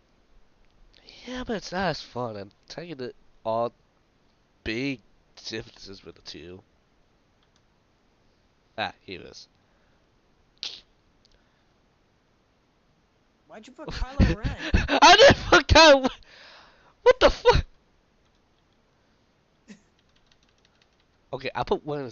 So I clicked on this. Why did it go to Kylo? I'll look at the playback. And why is it like? Okay, what the hell is this? Why do we have SNL Kylo Ren right here? And why do we have bald Kylo Ren? What the hell? What the fuck is? That's the Pope. Wait, what? The Pope? That's the Pope. It says Pope with this. Wait, what? Make Kylo Ren the Pope. Thank you. What the hell? There's somebody you don't see every day, and what It's the a mod. SNL mod here too. Is that cheeseburger? Yeah. Oh god, it's Among Us. I know how we got the SNL Kylo Ren. What the hell? Wait, is that Saturday Night Live? Yeah. Oh god. They put the mod in for that one. Alright. Wait, go down a bit. Oh, never mind, it's fine. What, this? Yeah, that face. Alright, I'm gonna. We haven't gotten the signatures yet, but I will say this. Yeah, That looks better than. I would say this. Somebody want the signatures? I do like Adam. He's a good actor. Not. I'm not saying I hate Kylo Ren. I just like Kylo Ren, but I just didn't really get into the actor's role. But we'll get to that. Yeah. Alright. Wicked Squadron. The first, well, actually the second Battlefront game for the PSP. The first one is actually Battlefront 2. Alright, Wicked Squadron, I'll say this. There's a big changes, and not just by they changed it to fit the PSP, because they might the PS version of Battlefront 2. It's pretty much just like the worst of Battlefront 2 game. Just graphic downgraded, that's it. And minus a camera rotation because. I think you can still do that in the PSP version, or. Yeah, but don't you have to like hold down both shoulder buttons and rotate the single analog stick? Alright, probably, but still, it's pretty close. Wicked Squadron. It's not bad. It's got a lot of muddy textures, but I think it's good. It looks good. Oh. Yeah. now this one does some big changes. Not only do you get some new maps, and when I mean new maps, I mean you get some expanded universe maps, like stuff from Legends, Legacy, graphic novels and comics like that. Like stuff that you would never see in movies or games. Well, actually, Yeah. in the movies themselves. And knowing that you actually can customize your own character, that you can change how they look and what type of gear they can have. Makes sense. So I'm not joking. You can literally play as a. You can actually make a clone commando if you wanted to. Or, and I'm not joking. This guy right here, that's a freeze way. That's cool. Yeah. Wait, does that actually say 2007? Wow. Yeah, that came out in 7. And actually, it does have a wizard story. Like, Hmm. the story's alright. Pretty much, it's just about Han Solo's personal Wagtag squadron who do see wobbles. A group of wobbles who do see play. Did a few battles from. It starts out from the battle of. The ending of the battle of Yavin. All the way to the battle of Endor. And we do go to different maps, and I was in it. There's some really good maps. I don't know. I told Joe about this away, but there's a map where it's just like this almost canyon swamp. Well, there's an AT-AT person. Almost like the Hoth map. Only difference is like the canyons, and it's a nice idea for a map, but the canyons are so tight that the AT-AT cannot move correctly. Oh, jeez. And also the hang and the healing units, like the lightsaber characters. I don't know what the hell they did, but they do not work right. Like, it does not feel like you're actually stabbing characters with lightsabers. No, I don't know what the fuck this is. Right? Glow sticks. Yeah, it doesn't. Like, the combat with the lightsabers feel awful. And knowing that you have to lock onto enemies in order to use the weapons. That makes sense. Yeah, and also, I'm not joking, but the most powerful hero character in the game is Admiral Akbar. Hmm. Like, the first guy. He's the most powerful healing unit in the game. Wait, he's the most powerful what? Healing unit in the game. Admiral Akbar. Interesting. You know what that is? Yeah. Akbar? Yeah, he's the fish guy. Yeah, he's the most powerful character in the game. He's the most powerful in the PSP game, seriously? Yeah, not only does he have the same pistol as Han Solo, but he also has a rifle that can call an orbital strike on enemies. And he has unlimited ammo of it. He can literally destroy an AT-AT in 2 shots.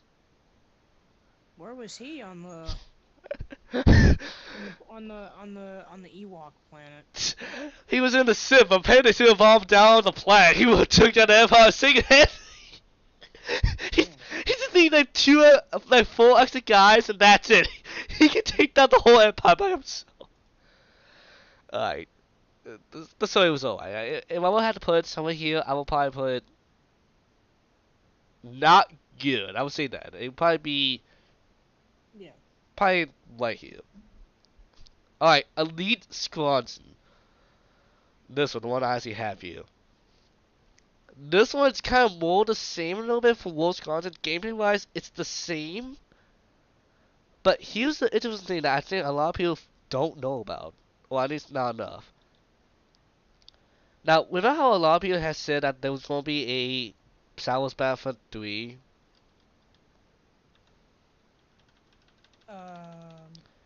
Like, a whistle one, not for the new one. Okay. I still not doing that. Well, actually, hang on. Okay, I don't know what the fuck this is. But What the heck?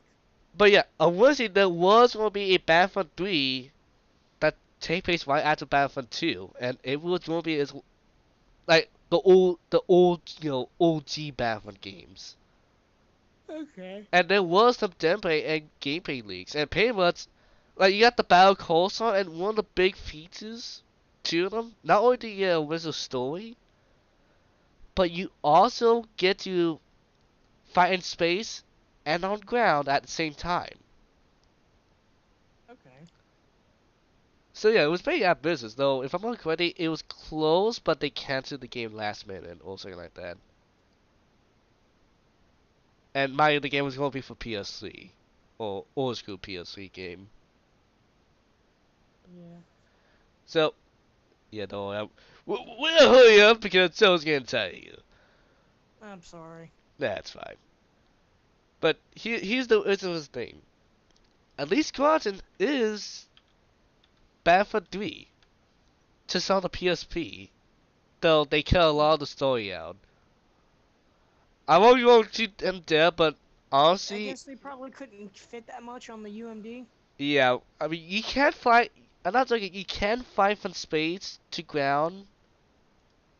That is accurate, but it's not really that detailed. And honestly, the AI is not going to be doing too much on both sides unless you're there. Yeah. I don't know why, but I just love the snippets right here. What the heck? Is that? Oh wait, isn't that evil Luke Skywalker? No, that's Palpatine. That's Palpatine? Yeah, I love the look of Palpatine. The OG Battlefield, just him humming with a lightsaber. And we got World War II with like, I don't know why, but I just love the look of that. Gosh. But yeah, I think my main issue is not only does one, the way you progress in the game, like unlocks up, it's really bad in the game, and to the point where I don't think anyone can unlock anything from the game anymore now. Mostly because it's locked behind multiplayer. Some of the maps are not that detailed because they had to be built from both ground to air to space. So because that the ground maps are not that Oh my interesting. god, they made a DS port? Yes, they have. Oh god, is it worse than the PSP version? I don't know, but I only played the Well, I mean, if this is the DS version, I guess so. Oh god. Yeah, okay, never mind. Yeah, I would say this. And knowing that you don't get land vehicles because I have, unless you're playing the campaign, there's no land vehicles, so no AT-ATs or anything like that. And Damn. also the campaign, I gotta be honest, feels like a fan fiction. Why does that guy look like the guy from World War Z? Brad Pitt? Yeah, it looks like Brad Pitt. I mean, I guess hey, it looks like Brad Pitt, but You really don't see it? no way. The guy holding the green lightsaber. He looks like Brad Pitt from World War Z. Kind of. Alright, well, besides some of the funny lines and stuff I can laugh about in the game, because the story is fucking ridiculous. Like, I'm not joking. After you get to the Galactic Civil War, it feels like a fan fiction, but after the battle ending, it becomes even hilarious at times. Mm-hmm. But honestly, I'm gonna put this game. I think I will prefer playing the Clone Wars more than this game because the gameplay wise, it's not that interesting besides the story missions. Alright, so it goes here. Alright. Alright, let's hurry this up so we can actually leave and because it's not made fun anymore. Alright. Cyber Battlefront EA, the first one.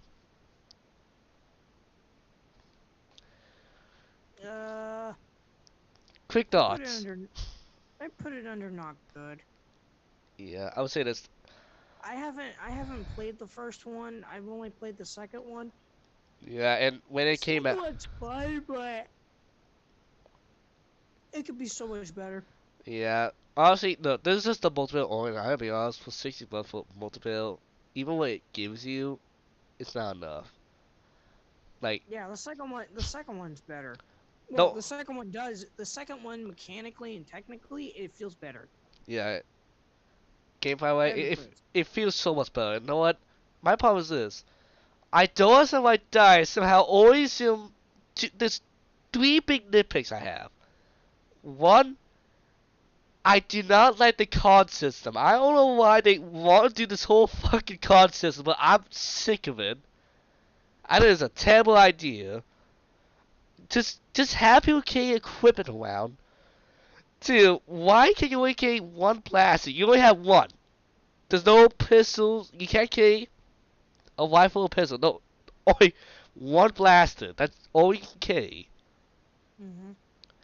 And also, why can't we sell why can't we have more than one player in the same vehicle at the same time? Like, sell the vehicle. Like, a driver or a gunner. You can do it back. They done it in Battlefield, but they can't do it in this game. The new Battlefield games for some reason. I don't know why. But honestly, at this point, I wasn't even gonna play this game. So unless you bought this game day one, there's no reason to play this. So I know a lot of people like. I know there's some people who like this game, but graphically, I really correct. It's fantastic. A great looking game. One of the best looking ones. But I'll put it here. Yeah, Honestly, you know what? I put it there too. Because at least with this. This is not a good game, but at least I can still play that one. Yeah. Battlefield to EA. It's one of those times where when it first came out, I will put a no. Especially with microtransaction, but now, especially with multiplayer, I would put it like here, almost there at times, but I would say here. I agree. Yeah, I agree. It does feel average because we've had fun. We've had fun with the multiplayer, and the ragdoll physics. That's It's good shit. yeah, especially ever bad getting tossed around like goddamn ragdolls on the fucking shit. And all Palpatine does is the electric hands. That's all he does. I mean, he can be overpowered, but at the same time, if Luke or Anakin is there, they wreck his ass. He's well, yeah. I don't know why, but I just love seeing those forces as him being tossed around like nothing. The most powerful Sith Lord they tossed around. That's some of the best parts. Yep. But story, I'm sorry, but the story is pretty bad. Yeah, I didn't get that far in the story either. Which one? They lied. No, you did not pay as the Empire. Only for 2 missions. After that, you did not pay as the Empire any longer than that. I cry it out. At least make it 5 missions at least. And it's just the most forgettable story. And now that after you join the Rebels, I forgot what the whole idea was. But yeah, it just feels like, oh, softest stone weapon that the Empire has, but after seeing it being used once, I forgot about it. Like, the whole story is very forgettable afterwards. And I don't know why, but there's a couple of reviewers out there who, for some reason, love the story, but I have no idea why. And honestly, the only good parts I have for the missions are, one, when you actually play that, when you play as, the only good story modes I have for the story are, one, when you see Luke talking to one of the Imperials. That guy and the way he talks to Luke, I kind of like because that does seem like some give him a good reason why he would turn his back against the Empire. I mean, no, I'm gonna say this. One out of time again. Great. If someone that turns someone away from the Empire would probably be Luke. He'd probably be the one who'd probably do it. That also the best when you play as Lando. That was actually a fun mission to play as. Probably because my 2 favorite characters in the game are in that mission. And it's just those 2. So, I say it's a mixed bag. Because multiplayer, firstly now, it's fantastic play. Yeah, multiplayer. I would say this. I will put it above the Warzone Battlefield game, most because of multiplayer. But not saying it's... But I think I kind of prefer the Warzone one. At times... Mostly because of the map size. The map's still bigger. Yeah, and also, even when they got the collected, like, missions with, the multiple missions... Yeah, the Galactic Conquest, right? Oh yeah, they still don't have that in the EA games. Yeah, the first 2 games originally had Galactic Conquest mode where you're the clones, right? Technically, it's more or less when you try to take over the galaxy. Oh, With cool. either faction. Okay. So, yeah, I'm gonna say Yeah, definitely right there. No, that's how it is right now. When it first came out, it would have been like right here. Oh god, yeah. Honestly, it will definitely be a non-good, especially the back to actions. Like, do not buy those. I hate the card system, especially that. Even now. You know what? Okay, most of it only right there. Makes it. You know what? It stays there. Yeah, just leave it there. Alright. Alright, sell us post on Um, these. You suck the this quick. Let's end the stream by 12:40. I think we can do okay. it. So I didn't get that far in the version that in the game that in the copy that you gave me, because you have the PS3 version, I have the PS2 version. I had the PS2, but Uh, I gave you the PS2 version. That was yeah, my. that's what I said. Well, okay. Anyway, it's an interesting concept. It feels like looking at it now, it feels like Fallen Order, like kind of, but it feels a little bit like Fallen Order, but at the same time more like Burnout because it's an action adventure game, and it's like a what if scenario if Darth Vader had a Padawan. Yeah, and honestly, I think I would compare it more to God of War because that's the thing what it is. God of War, Star Wars God of War. That's what it is. And that's what I expect.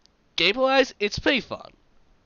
Oh yeah, that's right. It does have a lot of QTEs now that I think about it, because I haven't played it in a long time. But yeah, it does have a lot of QTEs.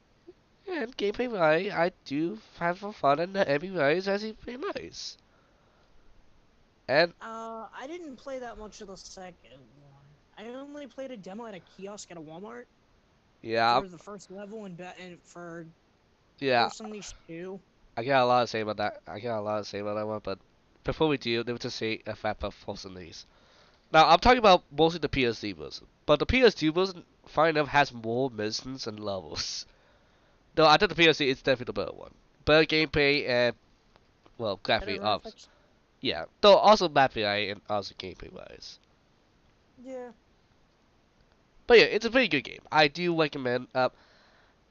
At first, I wasn't a big fan of it, mostly because of the story, but over time, I have grown more respect for it. I would say this. I do still feel Stalker is very overpowered to the point where I do feel like canonically I did not see him being able to be in Star Wars and everything else still going on. And I'm not a big fan of the idea that a Jedi started the Rebel Alliance. I kind of prefer the idea that it was started by other people and Jedi just happened to join. Personally, but Or maybe like the Rebels, they like how the movies did it. Like no one believed in the Force. yeah, I'm not a big fan. Yeah, I kind of.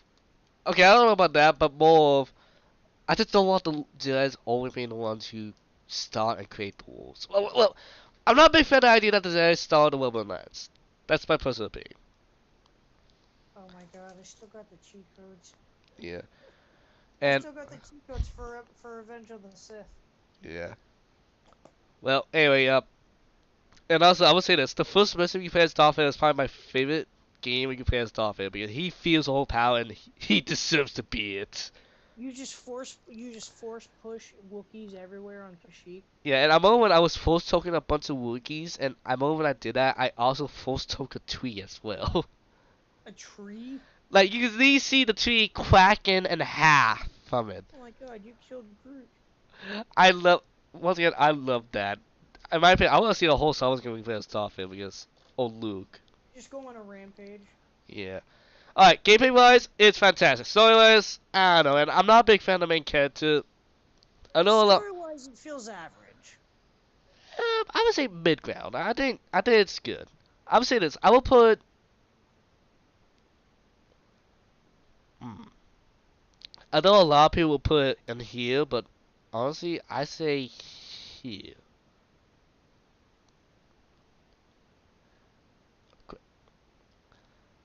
Honestly, gameplay wise, overall, I think the complete pockets, it's right here. It's a fun game to play as.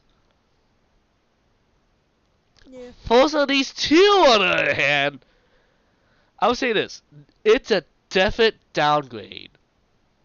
I don't remember much of the second game, to be honest. Well, let me say this: you know how I complained that with Commandos, you can only go to three planets Yeah. in this game. You start on Camino, then you go to a different planet that has a bridge, then you go to a level ship, then back to Camino, and that's it. Huh. And I think you can beat the whole game in 4 hours.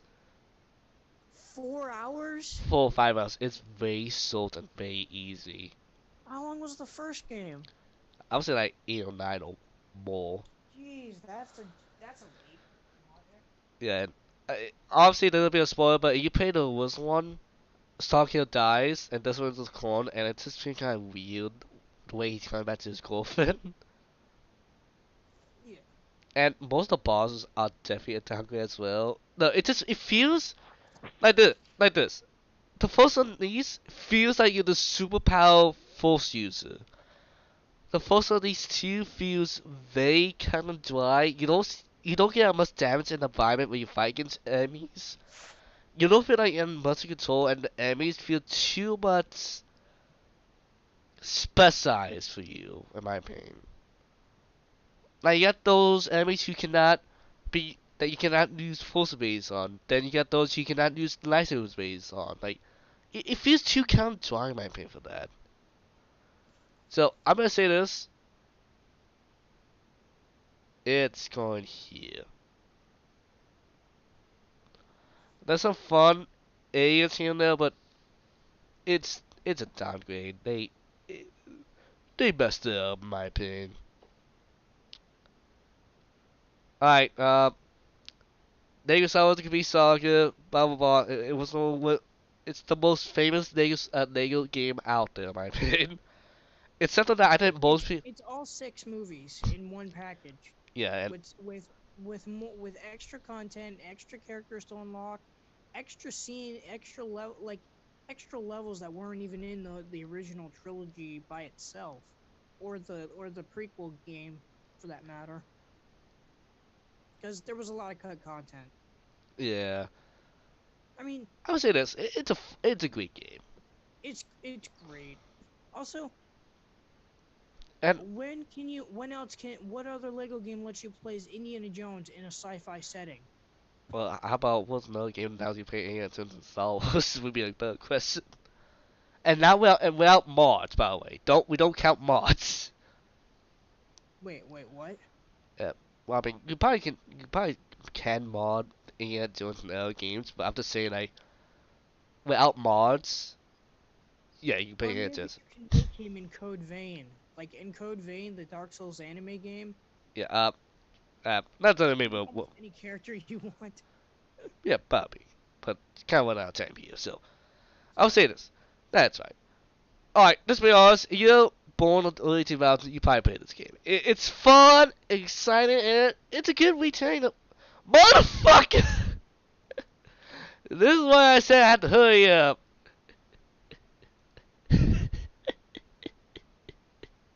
Recording in progress. Oh my god. I'm insane. Recording stopped. I don't want to go this.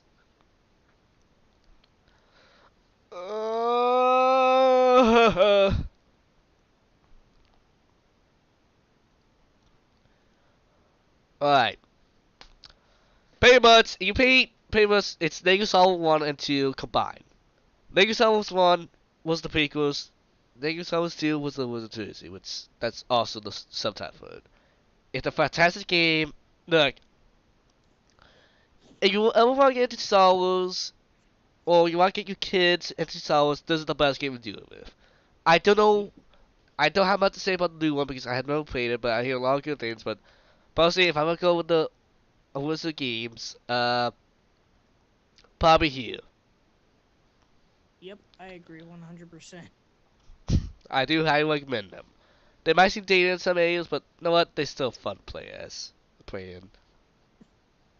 Alright, Empire War. Well, actually, yeah.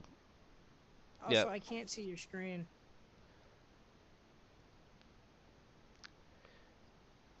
Give me a moment. Sale screen. Sorry. It's fine. Going to get the orders again. Alright. Star Wars Empire War. I played it. Joe hasn't. All you need to know is this. Do you want a real-time strategy Star Wars game? If you say yes, this is the game. There been a few, but this is the best one. It's over. At this point, it's getting to almost 2 decades old, but it's still a fantastic game to play as. And there's still a bunch of mods for it. There's mods that can actually add the Republic era into it. Also, I'm getting there's probably mods where you get to add the Secret Trilogy ships into it. Oh, jeez. It's a great game. You can have a lot of fun, and oftentimes I spend like I can nearly bring up my work of how long I played this game for just for one Galactic Conquest. I don't think it's called Galactic Siege. I'm gonna call it Galactic Conquest, where you kind of take over all the planets in the game with one side. I think I spent almost 50 hours in it alone for that. It's very addicting and can be difficult at times. Yep. And also, if you're trying to play this game now, the only way to play this is you gotta buy the Force of Corruption um, expansion with it, which is a great expansion as well. It adds some of the legacy era ships, like you can actually play at the Super Star Destroyer, or you can use TIE Defenders and other ships like that. It also adds another faction where you can play as pirates, or or a crime syndicate, which somehow is the most overpowered faction in the game. Okay. I'm not joking. Those ships, tanks, soldiers, everything they have is more powerful than the Empire and the Rebel Alliance. Hmm. I'm not joking. They didn't have tanks that could destroy an AT-AT within a few hits. Huh. And capital ship that can have the firepower to destroy Star Swords with a few hits. Like the old capital ships are they giant ships with cannons on them. Like 25% of that ship is a cannon. They're a pain in the Oh, ass to my. play against. Unless you're the Empire, in which case by the end, like once you get the Death Star and the Super Star Destroyer, you become the most powerful faction in the game. So actually, it's fun blowing up planet ships with anything like that. It's a fun game. Honestly, I'm playing it above Lego Star Wars because it's the best RTS Star Wars game out there. Makes sense. Okay, you know what? I did. Okay, maybe I got a little too excited. Alright, Lego Star Wars game I think is no better. So I think they're both good in their own areas. And honestly, I want to see another RTS Star Wars game and fighter game. Those are the two Star Wars games I want to see the most of. We don't think get that many of them. But yeah, RTS, you can't go wrong with Star Wars Empire War. Excellent game. And Yep. they do include a story mode for both Empire and Rebels for the base game, and for the expansion, they do include the Syndicate as well. Alright, and uh, Squadron. What you guys think about Squadron, Joe? Uh, I think the multiplayer works. The multiplayer is fun. I had a little bit of a, I wouldn't say nerve-wracking experience. It just surprised me how well that the VR looked and felt. It made me feel like I was actually in the cockpit of the ship. Sounds like a dream of every kid who ever watched Star Wars. But yeah, the controls feel solid. It really feels like a flying simulator, like like inverted, where down's up and up it's down. Yeah. is it feels really natural. The controls feel smooth. The customization feels good. Was there a story mode? I don't remember. Oh yeah, there was. You switch I between just didn't the get it. yeah, you switch between the New Republic, aka the Rebel Alliance, and the Empire Remnants. Okay. It takes place after the Yeah, Battle of Endor. I don't think I've ever I don't think I've even touched the story mode, to be honest, because I remember we were just playing it with each other, and we did that one session where it went downhill so bad we didn't even upload it. Yeah, I did that because you got too frustrated and I end up what was it? I end up getting confused because you constantly go around and around and I had to chase you all around. I think I ended up shooting at our own ships. And I don't know. I wouldn't say I got frustrated. I just didn't know what the hell to do. yeah. Hey Jake, I'm destroying the ship. I blew up the blades and the engines. So you tagging on the ship inside you on. So you are you working for the Empire? Yeah, it's. I would say this. I keep saying that. I would say this over side, but that. Alright, it's probably the best, one of the best Star Wars fight scenarios out there. It's probably the most realistic one out there. Yeah, the presentation feels good. The music feels good. Yeah, Graphics are pretty good. yeah, I would say that if you get a VR, and I believe that all joystick control flight controls you can actually buy, and they can actually work with the game. So I know, and from what I hear, people who actually use those say it's some of the best experience you will ever have playing a Star Wars game. Wait. Are you talking about like the actual like flight controls thing? Kind of like the steering wheel controller add-on thing? Oh yeah, yeah, you can actually get those and use and play the game. Huh. Yeah, because I had to use my actual PS4 controller, not the Joy-Con, not Joy-Cons. It's not the Joy fucking Switch. Cards. Not the PlayStation Move controllers. Yeah, yeah, I would definitely, yeah, I would say this. Even controller itself, it's still fucking players. Playing. Yeah, the controls feel fluid. And I would say the story is actually not bad. You can definitely tell the game does feel a little bit bored in some areas. Like I did some of the multiple that I could have been done better, like add more AI units in the map will add to the intensity in my opinion. But I would say the game definitely, does a great job in teaching you how to use the ships. Its customization is pretty good, especially how you can customize like how much firepower you want to focus on firepower, health, armor, shields, and stuff like that. Though I would say the story mode for some reason I'm not doing, but somehow the Empire, even though you play as the bad guys, somehow the Empire is no more relatable for some reason. I don't know why, but I like my teammates in that for the Empire, even though I made my character and I was joking saying for some reason he reminded me of Nick Cage for some reason. Okay. And I'm not thinking when you beat the pretty much the story mode you sit between the Empire and Rebels, and I do like that, especially how when you end with the Empire, when you play as the Rebels, you have to pretty much clean up the mess that the Empire made. But I do find kind of funny how when you beat when the Empire ends, like pretty much your character does a great job. He's was a hero. He does a great job for the service of the Empire, while we be at the New Republic or Rebels. You got to say your squadron did a great job. Like they didn't even mention you. They just mentioned your whole squadron. Like, oh, your whole squadron did a great job. While for the Empire, like, no, the squadron did a great job, but that guy, he did the best job of all of them. And I was like, jeez, somehow the Empire treats you better than the Rebels for some reason. But yeah, I would say this: if you can get a VR and no joysticks, they could easily go up here. But for right now, I would say mid ground.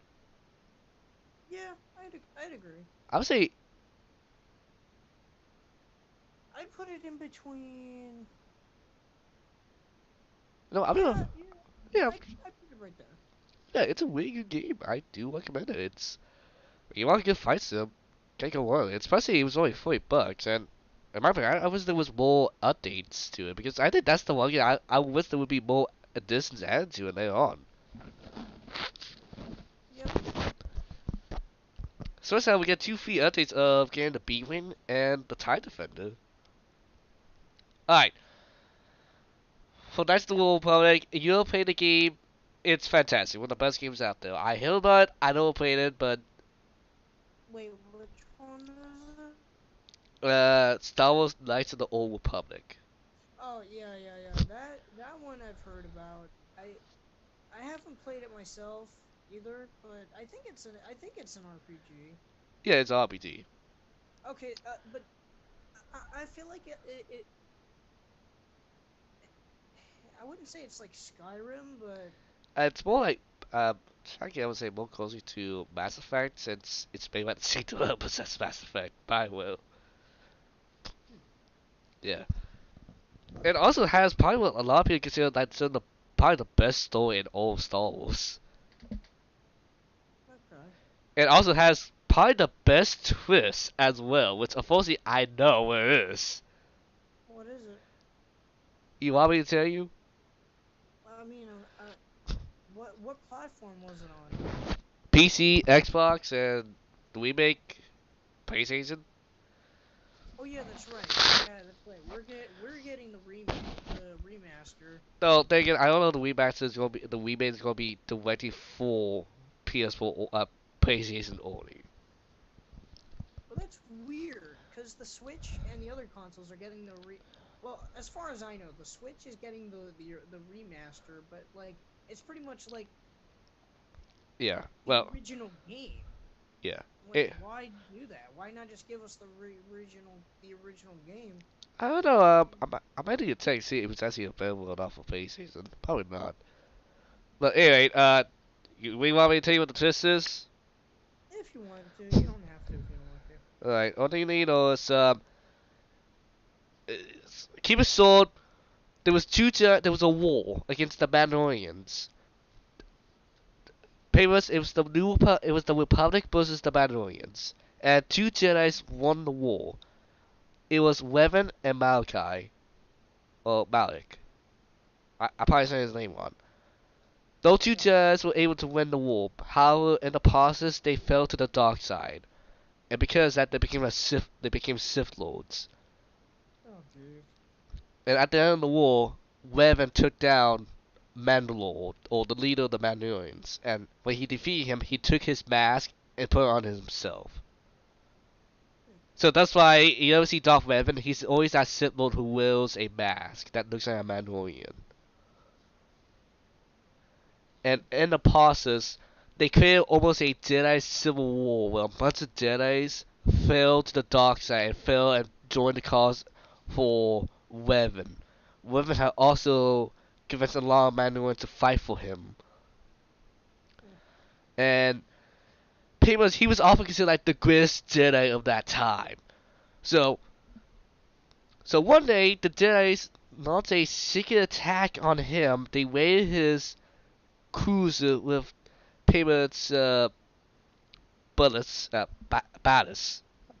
Okay, I'm probably saying her name wrong. I'm tired. I'm sick too. Alright, okay, you got this one Jedi named Ballast. She is the Jedi Council's secret weapon because she has a meditation that's able to boost the combat effectiveness of the army or something like that. Look, they lost the raid against Revan. They fought him in combat. However, in the process, Darth Mag, who was in a different capitalist ship, saw that and decided that if he shoots at that capitalist ship, not only will that kill the Jedi's, that will also kill Revan as well. And if that happens, Malik will become the new Sith Lord, or the leader of the Sith, or the master of the Sith. Because remember how there's only 2 Sith Lords, the master and the apprentice. Yeah. So he pulled up the ship, and Malik believed he killed Revan. Afterwards, your character wakes up, and pretty much you're told that you need to escape the ship, a different ship. You meet with Ballast, and the Jedi Council tasks you with finding the Star Forge, a secret weapon that a secret star station that can pump out like ships, you know, very quickly, like Kappa says, like that. If Malachi finds it and turns it on, he will have an army of starships that the Republic will not be able to stop.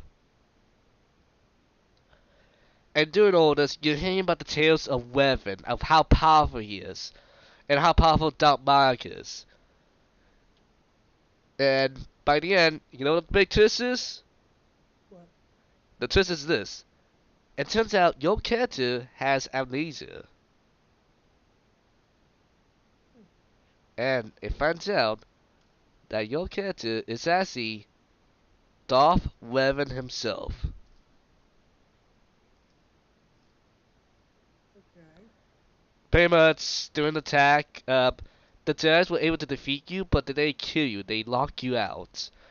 Well, actually, okay, I forget what the reason, but due to the possibility the Jedi attacking you and Darth Malak betraying you, Revan gets knocked out. So because of that, the Jedi came up with an idea. Well, they know about the Star Force, but they don't know where it is, and only Darth Revan and Malak know where it is. So they erase your memories and send you on a task and make you believe that you're a random guy so that you can help them find the Star Force and solve Darth Malak. Okay. And speaking with Darth Malak is your apprentice. So there's a bigger rivalry between you and him, since he was your apprentice but he betrayed you, and now he's the new Sith Lord and you have to overthrow him. It's very good. It's not about when you play the game. It's a fantastic game and it's actually a really good twist. I would say that pretty much outdoes the I am your father in Empire Strikes Back. Yeah. Alright. Also, if I had to include the Bad Batch will probably be an average. There's some great parts of the Bad Batch, but I don't think it reaches the same levels as the Clone Wars. Anyway, Force Awakens. What's your thoughts? For reintroducing like new new lore, I think it does it kind of good. I mean, my favorite thing about episode 7 was, I mean, yeah, introducing the new characters. I like some of the new characters, bringing back Han and Chewbacca and Falcon. I like that. But there are some things I just didn't understand. Yeah, but I'll be honest, this is probably like a controversial. Once again, this is our opinion, so you can disagree, blah blah blah. Good for you. If you give me an opinion, good for you. Look, the Secret Tennessee is very controversial, and a lot of people have mixed feelings about it. Firstly, me, I would say this: the Force Awakens, I think, is my favorite of the three, but that's not saying much. If I had to put this somewhere, I'll say this: it has a lot. There's things I like. Like I like Finn. I think Finn is probably my favorite character of this film, and I think he has the best story. I like Poe, and not because he's fucking Oscar Isaac. Before you said that to me, because I know you about to bring that up. Fucking Oscar. Oh, gotta save the galaxy. Yeah, Oscar Isaac, dude. I think, I to be honest, I think Finn and Poe had the best relationship, and Finn, I think, should have been the main character of the whole series, for the sake of series. Yeah, I think they both have good chemistry between them. Yeah, just I think my problem is, a lot of people say this way, but it's pretty much, it's really just a new hope, again, just with better special effects, and that's it. I mean, there's some differences, but there's not much. I mean, I like the idea of Kylo Ren, and I do like his character in this movie. How he's at first he seems like Darth Vader, but when you actually get to see him without his mask, he's actually more like Anakin Skywalker who just fell to the dark side. And I kind of like that idea. Just he's supposed to be this intimidating villain, but in that guy he's not really. He's just some guy who's confused about what his face in the galaxy is. And I do like the mystery of Snoke, but we gotta get to that in a moment. Uh, I'd say below average. The problem is about we watching this before The Last Jedi and Rise of Skywalker. I probably would put it in average, but now, you know what? I'm gonna put it in average because it's not bad. Just it copies too. You know what? I'm gonna put it right there because I think it copies too much, and I think that's my pain. Because at least Phantom Menace, it tried its own thing. Yeah, it failed, but at least it wasn't copying too much. Especially the same Yeah. franchise for the most famous story of all Star Wars. And if my voice sounds different, once again, I'm sick so my nose stuffed up, so at this point I can't BF up my nose. Alright, probably the most controversial Star Wars film and not one of the most controversial films of all times. The Last Jedi. Get ready for the comment section to go on fire and, become a war zone. There are some things that I liked about it. Some things that made me cry, and that's not the entire movie. The entire movie did not make me cry. I just want to say that right now. I cried because Chewbacca cried, and you do not make Chewbacca cry. Mm, But I did enjoy some of the fight scenes. I couldn't really get into. I couldn't buy that Rey was Palpatine's granddaughter uh, because that's just out of left field. I think that's the wrong film. That's the last Skywalker. That Skywalker cried and Okay, well then I like the funny interactions with Luke yeah, they got the mix up. and how he argues with Yoda about the burning the tree. And I liked Luke versus Kylo Ren. I thought that was pretty interesting. And when Kylo Ren just slams that one guy into the wall in the AT-AT, that was friggin' hilarious. You remember? Yeah, I was That there. was funny. Alright, before I say my opinion, where will you place this movie? Uh,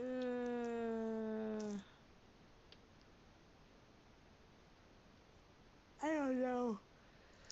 Alright, Hmm, I'd say probably average. Well, maybe either average or not good. I honestly don't know. alright. I haven't even rewatched them. I've only seen them in theaters. That's the. Same here, and I don't really want to rewatch it again. Yeah, I don't Let's, really want rewatch it either. alright, here's my opinion. I think I have more issues with the movie.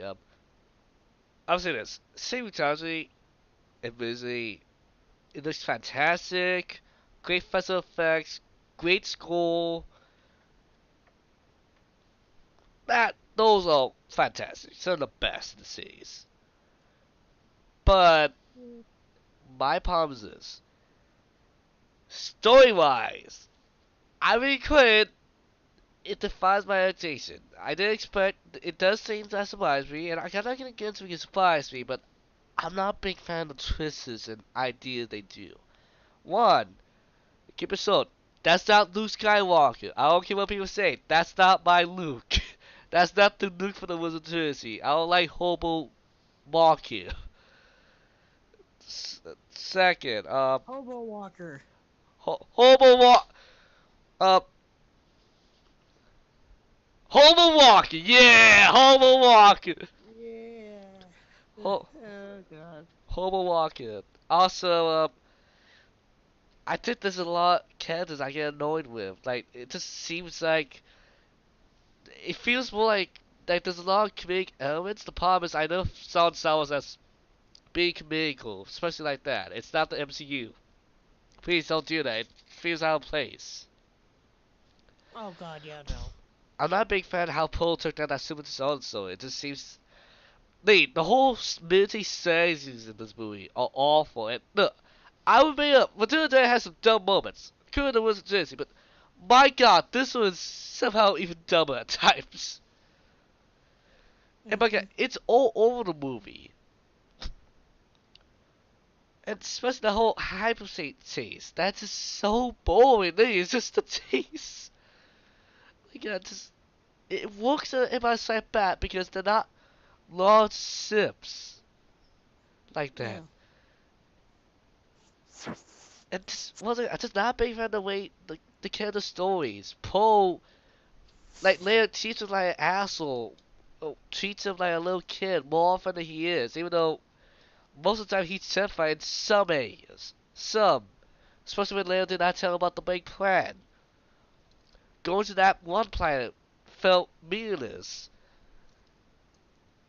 I'm not a big fan of the whole Sulk being there, but then being forgotten. Just being another Emperor Palpatine, but then killed off, or if Kylo Ren take over. And being a screaming brat half the time. Got annoying. Yeah. So, look, I know me and Joe, I know Joe, you probably put it not good or average. And look, honestly, if I had to really quickly review this film, like, I would probably give it a 4 or 5 out of 10. It's not a bad film, it's like average or below average at times. Look, you like the film, that's fine, but personally, I would. Here then, I would want to watch Sound of the Clones, the movie, again before this, but honestly, this is about movie Disney, but Clone Wars is about Star Wars movie. Look, just I guess my find that's how I wrap it up is this. The Last Jedi felt like a movie made by someone who never seen Star Wars before. That's what I will leave it as. Okay. Alright, Rise of Skywalker. The one with Okay, Chewbacca so like I cried. said about Chewbacca, you don't make Chewbacca. You're a monster if you make Chewbacca cry. I mean, he lost his best friend Han, he lost Luke, he lost Leia. Yeah. Chewbacca's my favorite character in the new trilogy. I don't care. I mean, I like Finn, I like Poe, I like Rey. But come on, Chewbacca. Yeah. And also, I just don't buy that Rey is Palpatine's granddaughter. I honestly could not. Spoilers, but it's already out. I don't think anyone cares. Alright, so what would you put this for yourself? Well, do you want to give your opinions too, or? So, honestly, after The Last Skywalker, I wasn't really into Star Wars that much afterwards. Rise of Skywalker, I gotta be honest, even before the movie came out, I know it was gonna be a mess. And when it came out, it really feels like, my big issue, it feels like two movies in one. It feels like it won't be the sequel, like the second film in the trilogy, the film that comes after The Force Awakens, Mm-hmm. but it also had to be the last film in the trilogy as well. And it really does overshadows The Last Jedi in a lot of areas. I would say this. I say, you know what?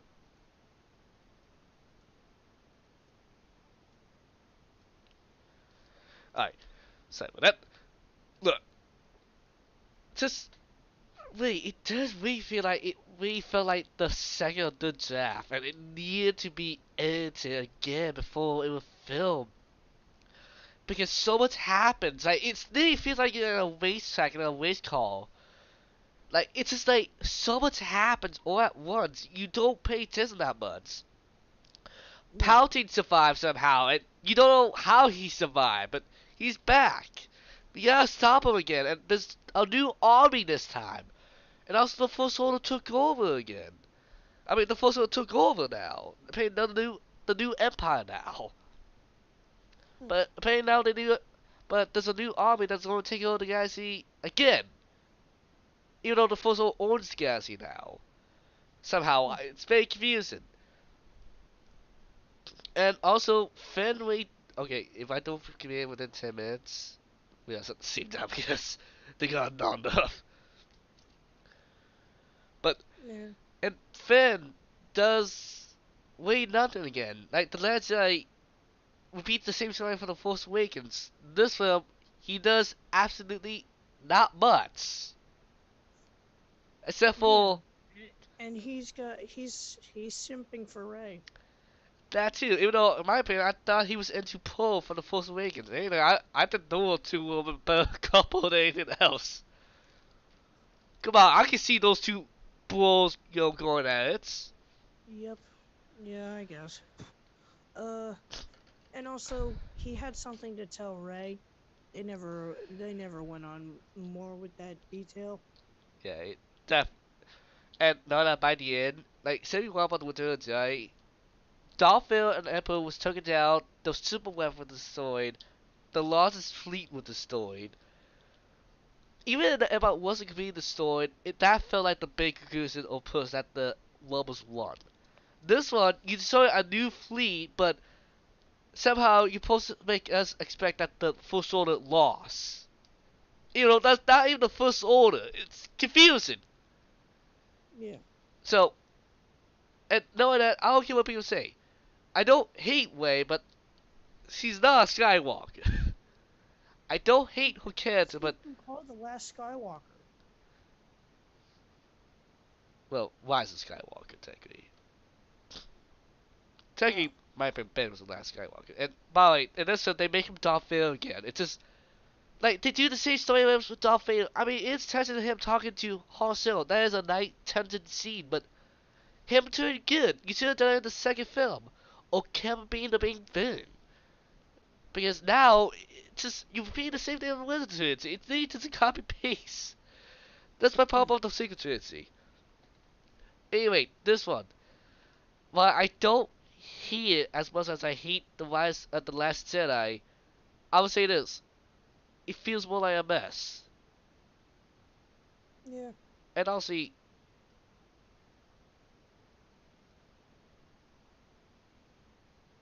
Yeah, I'd say probably put it. yeah, it Yeah, seems put like it that. there.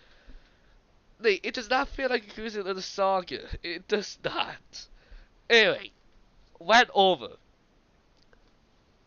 The Mandalorian. Have you seen The Mandalorian, Joe? A little bit of it. I haven't finished it yet, but I've seen a bit of it. The last episode I saw was where they showed Ahsoka in live action, which that was a really good episode. So in other words, do not look up anything with The Mandalorian anymore. You will be spoiled. Yeah, don't look up anything. Just watch it on Disney Plus. Don't look up anything at all. Yeah. Don't tell Joey anything about it. I'll say this. The Mandalorian feels like with the Secret City and what everyone wanted the continuation of Star Wars to be. It doesn't feel this epic saga.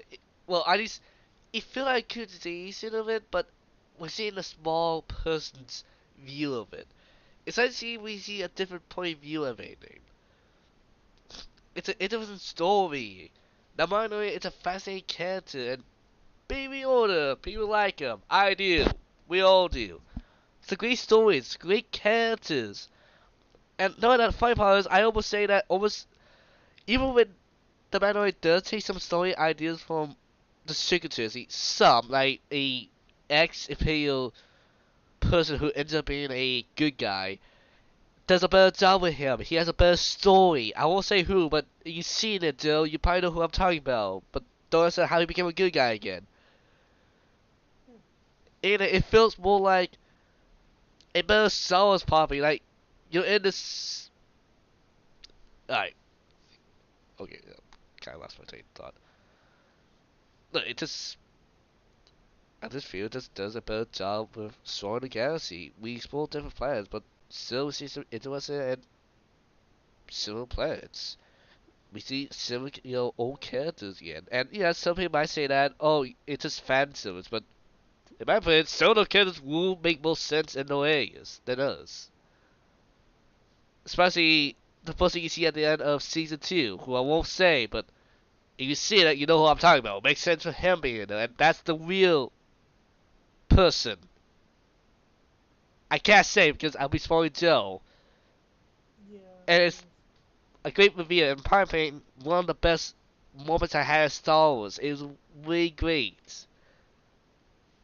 They even made a Lego set of it. I won't say what.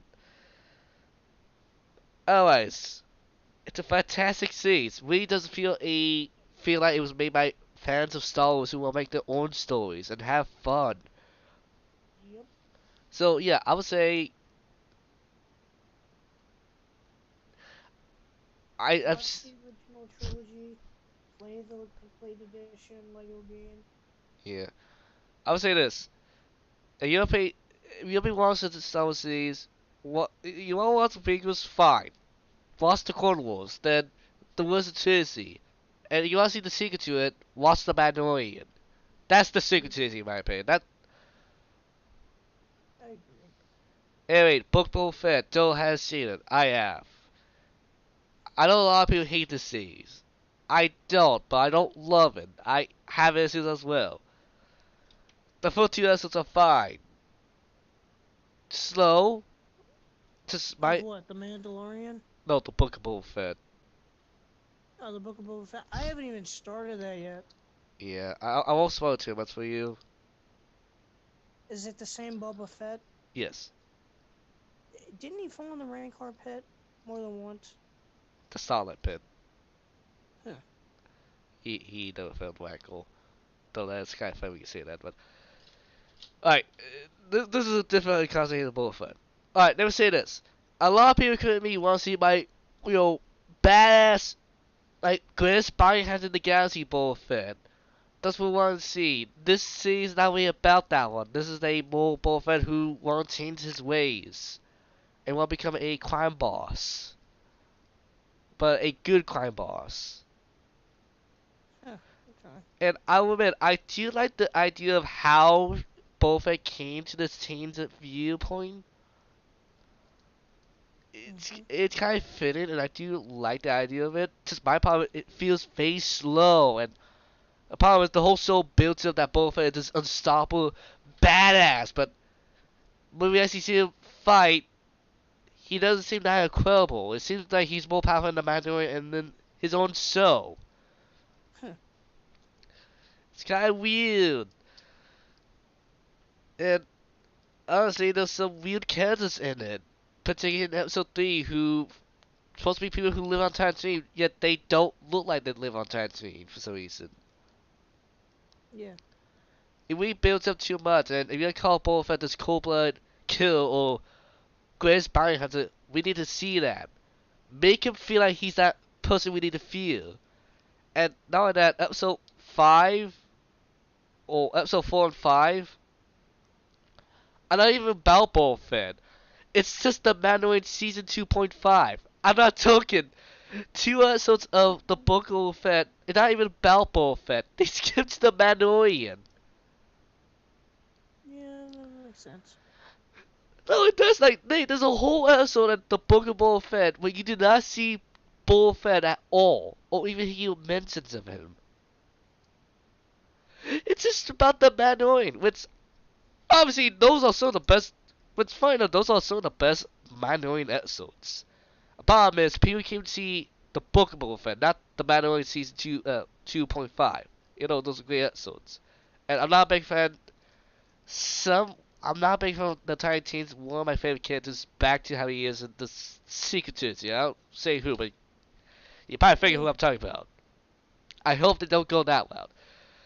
And by the last episode, it does get better. Honestly, I would say average.